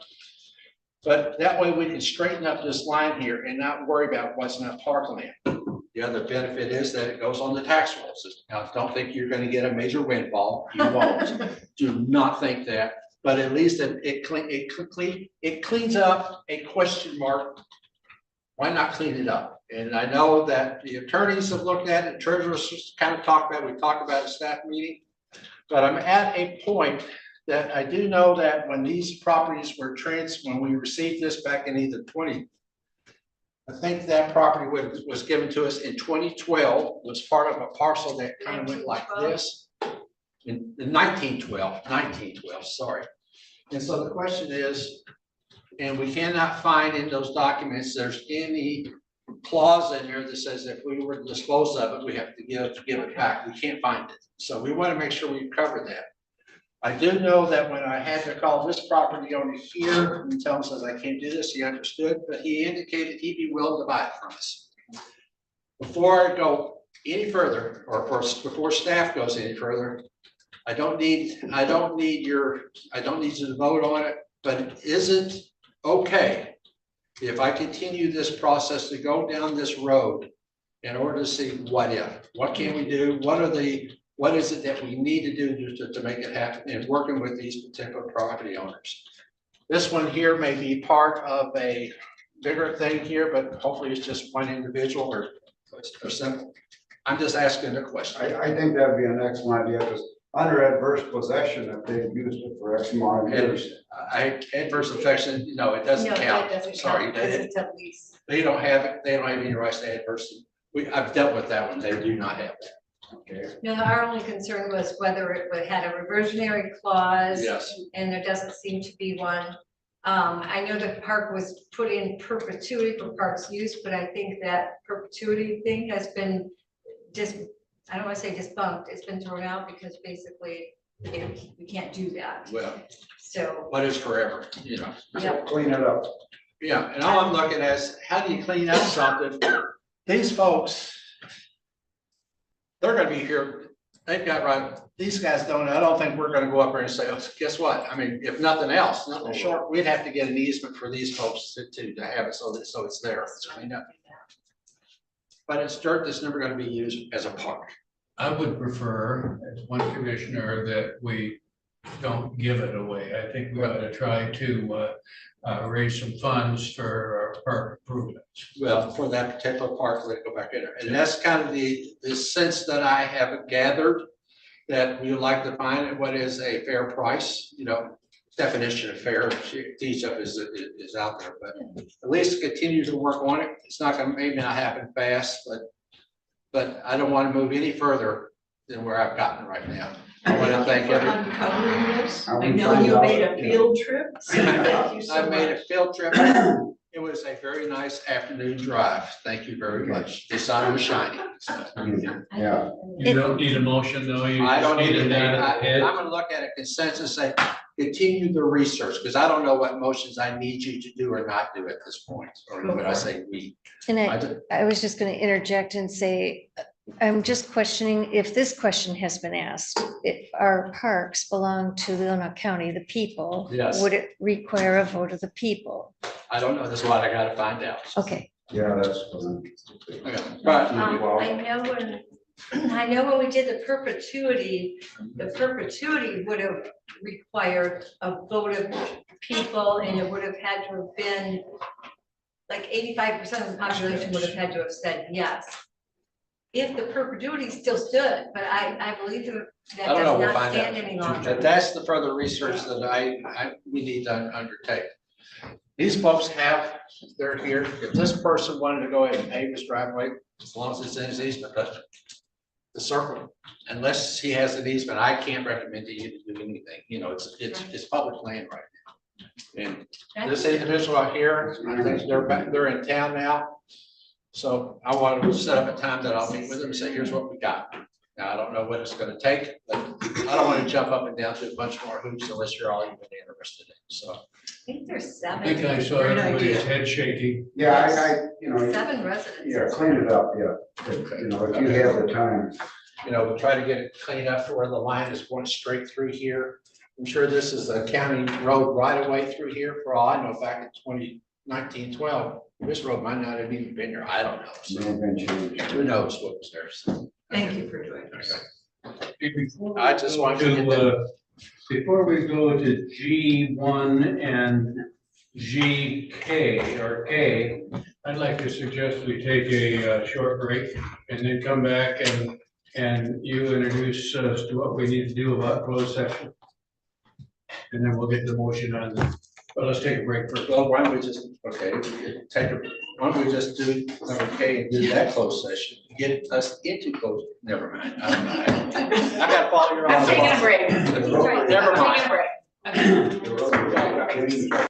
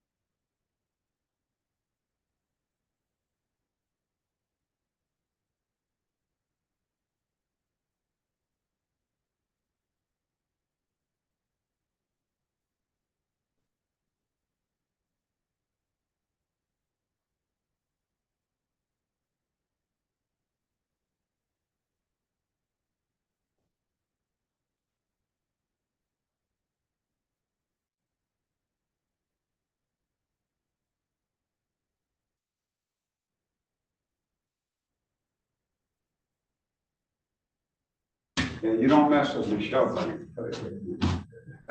It better be for We good will reason. reconvene. Commissioner Lautner? Yes, I know you're looking for a motion, but I got a question for you, Mr. Chairman.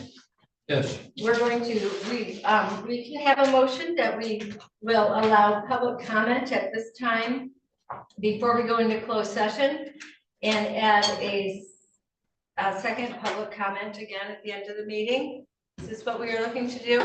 I was suggesting that we do one now and not make Bill wait. Yes. I And wasn't then just suggesting we reconvene the let Bill agenda take as- 10 minutes. Okay, and then just reconvene the agenda at, okay. So, But not a second public comment. well, there would be a second one, if we resume the agenda. If anybody's here, we can. Yeah. Then I can approve a public comment now. You're making a motion to adjust where the public comment is in this meeting to bring it above. No, I prefer two public comments, one now and one as presented to. Can I just make a clarification here? Where are we on the agenda? Are we on letter? We're under review, well, we're under K. Okay, yeah. Okay, we're on K right now. And we're going to move K down to after approval of financials as post audit. Is that what you would like to do? After this time? No. Or add a second? Is that what you want to do? See, that would be these We may have finish off the to take agenda. action after we come out of closed session. Okay, well, then that's fine. Then what your suggestion would be is that if you want to amend the approval of the agenda to allow for the placement of letter K after post audit, and then add another public and commissioner comments after that point, you could do that. But you could make that motion, but we'll have to make the motion to go into closed session at the time you do it. Because it sounds like right now, then once you do that, you're gonna be a review of financials, special reports, public comment. Commissioner, is that what you want to do? Or add a second public comment? Well, I'm only one person. I don't want two public comments. I don't either, no way. That's setting a very bad precedent. I think that, why don't we just go into closed session now if you don't want to do that? Did you make a motion though? Why not? I would move that that the Leelanau County Board of Commissioners move into closed session. Or For For the purpose? We need a reason. I mean, it's gotta be. For closed session for close strategy and negotiating price and collective bargaining. I will amend. Just a support. Is there a second? second? All those in support of that motion, say aye. Roll call. Yes. It would be Commissioner Alguier, Yes. Commissioner Kramer. Oh, she's not here. Commissioner Lautner, Yes. Commissioner O'Rourke, Yes.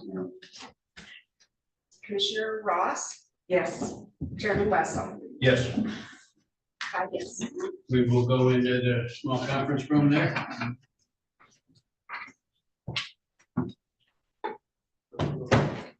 That became very complicated. Yes, they do.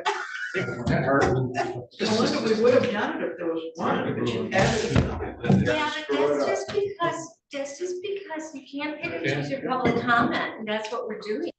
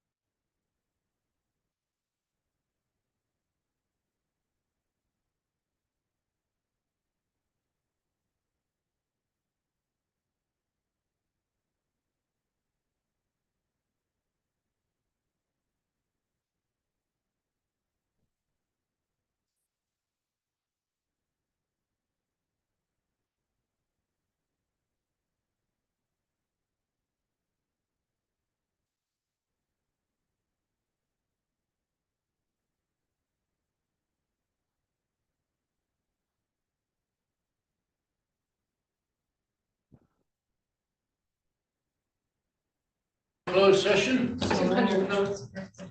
I would move to move out of closed session. Support. All those in support of that motion say aye.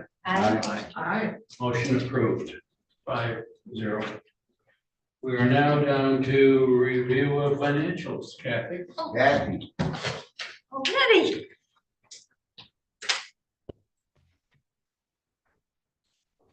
Thanks, Kathy, for all the special attention bringing the packet down to my office in Trevor. You're welcome. Mr. Chairman, may I ask a question? I just, for clarity, to cover all our bases, I would just like to make a motion that we allow that we direct Mr. Lewis to proceed as discussed in closed session. Support for that motion? Support. Support. All those in support of that motion say aye. Aye. Motion approved, 5-0. Thank you. Good job. I had a couple of questions. One Sure. of them was Silverado pickup bumper. I was just curious what happened with I believe that that is the main maintenance truck, and I would think that this is something that happened some time ago, back in January, and they're just getting around to getting it repaired. It's under our deductible, so what are you gonna do? You gotta get it repaired. I have a Wasn't feeling, a deer, I think it was something. I think it was a light pole or, Okay. So many panels. I did notice there seemed to be a lot of, I did see the sheriff got his vegetable plants up there in his garden, so that's an awesome thing. yeah, they do a sustainable garden. Yeah. In 6 sets of keys for the new vote. Yes. Well, we have 3 or 4 Marine deputies now. Marine So, deputy. yeah, everybody's gotta have a key in their pocket. And there was a lot of senior service. Were those all the senior services assistants? Was there more than usual, or did they just have them all in a row? Are you talking post audit? Yeah, those might have been in post audit. I did notice more Cherryland Electric. I did notice that as well. ATE, ServerSoft. And those typically utilities are always going through the Friday runs. It did Was seem it a little than usual, more. Did it seem like, or was it just seem like it was more than to me? Because it just seemed like. Could be in one group and not spread over multiple Fridays. Okay. Okay, I have one more question, but I don't want to take all the time. Others may have had some questions as well, and trying to remember what the other one was. And you picked up on Point Broadband, two cabinets About that are one. lit, and so we're going to move ARPA money to pay for those 2 cabinets. I think when Richard gets back to the office, there's a call from Point Broadband, wondering when payment will arrive. And, but those are vetted through Chris Scher. He reviews those Point Broadband bills before they come to us for payment, because he is your paid consultant expert in this. So we don't pay till he says, okay to pay. Yeah, and those were big. What were they together? $400,000 or something. Yeah. Pretty big. I should get you a new update as to where you're at on the Point Broadband with what's left with your ARPA money. When we pay these, I'll update that and email it to you, so you know what's left. And I think I made a note too about, I sent you a special email just because it was something that you'd never seen before, and it's your new relationship with Network Northwest that was approved last year.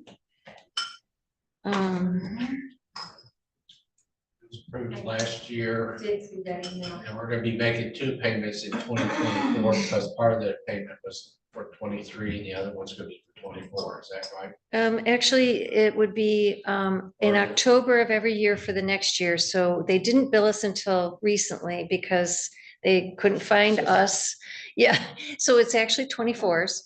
And then in the fall, we'll pay 25s, and we'll prepay it into the next budget cycle. Okay. Yeah. I like it when people can't find us. Yeah, that's a good thing. Well, Until they do. yeah, it's a scurry on our part, but I did want to let you know, though, that your liaison was Administrator Allen to that initiative, and Commissioner Kramer as alternate. Is that for the transportation portion of it? Yeah, for the Traverse Transportation Coordinating Initiative. And so with Should we be putting somebody else on there? Administrator Allen is no longer, and Commissioner Jamie Kramer is not running again, is something to think about. Yeah. Yeah.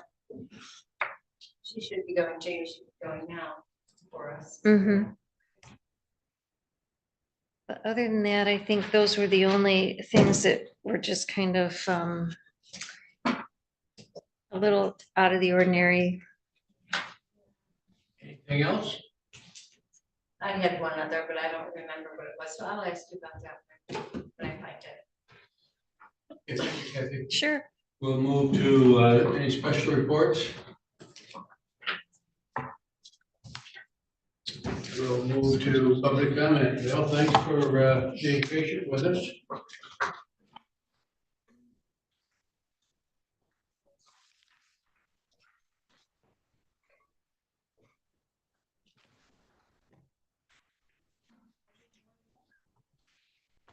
No. Bill Wiesner, Elmwood Township. This has really got too much for 5 minutes, so I hope you'll look at this, and we're really in big trouble if we don't get this settled. Everyone can handle fair elections, but we're not having them right now, and it's obvious to 62, maybe 68% of the people. And so it's going to do nobody any good if we don't fix this. But this handout is full of great things, and I hope it'll be posted on the internet on your site. Okay, so it's got all the links, it's got all the colors. You can click on it and find everything. I'm on page 4, looking at what happened at the TCF Center, election fraud. The ballots, tens of thousands of them brought in 8 hours after the deadline. And that F curve, they call it F because of fraud. They consider it fraud, where there's a drop of a lot of votes. It goes straight up like this. It crosses the line where you can see it in the pictures here. It crosses the line so that Biden ended up above Trump, and it completes the F that way. On page 6, this is a 3-minute video. It goes through all the swing states, the major 5 swing states, and it shows the drop. They drop a bunch of ballots, like I think in Michigan it was like 140,000 or something, and like 90%, 95% went for Biden.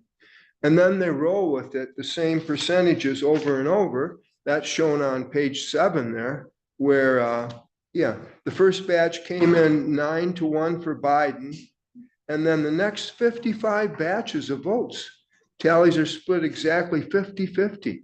That doesn't happen naturally. So it's all an algorithm. And it's this PID controller towards the bottom of that page.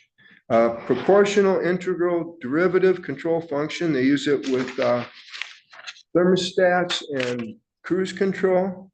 There's 2 links at the bottom of page 7 where you can see videos of how Draza Smith, she's an expert on this, explains all of this. And at the bottom of page 8, the last paragraph, the exact same behavior in the Trump to Biden ratio was found in the election night reporting in every state.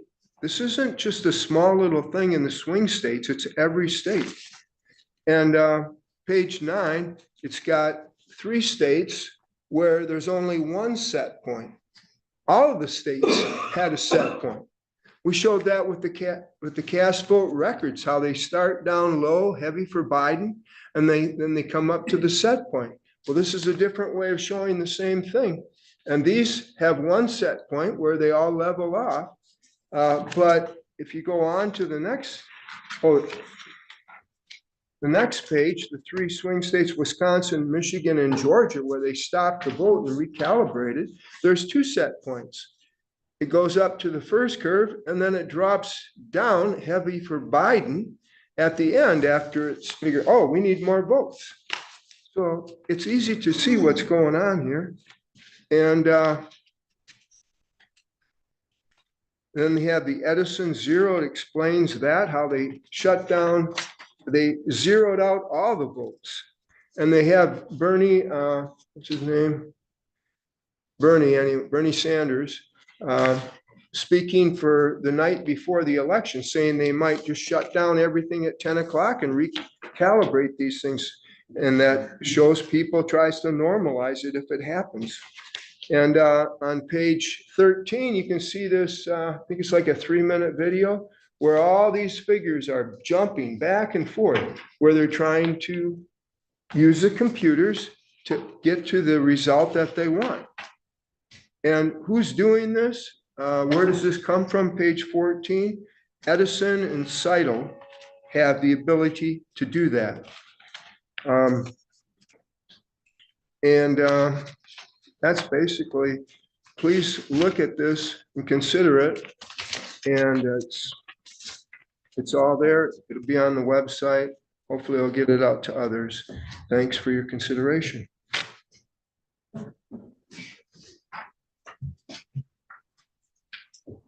Any other public comment? Any commissioner comment? I would like to commend Richard for the cleanup of a lot of different things. And staff, thank you. Thank you. Oh, that's me, I'm just a bit now, so.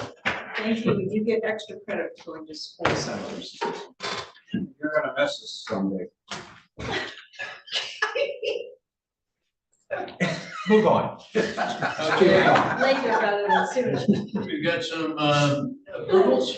Yes, I would recommend approval of claims of account $653,050.16. Or. All those for that motion say aye. Aye. Motion approved 5-0. I would recommend approval of post audit $5,412,641.43. Support. All those in support of that motion say aye. Aye. Motion approved 5-0. Motion. Move to adjourn. See you Friday.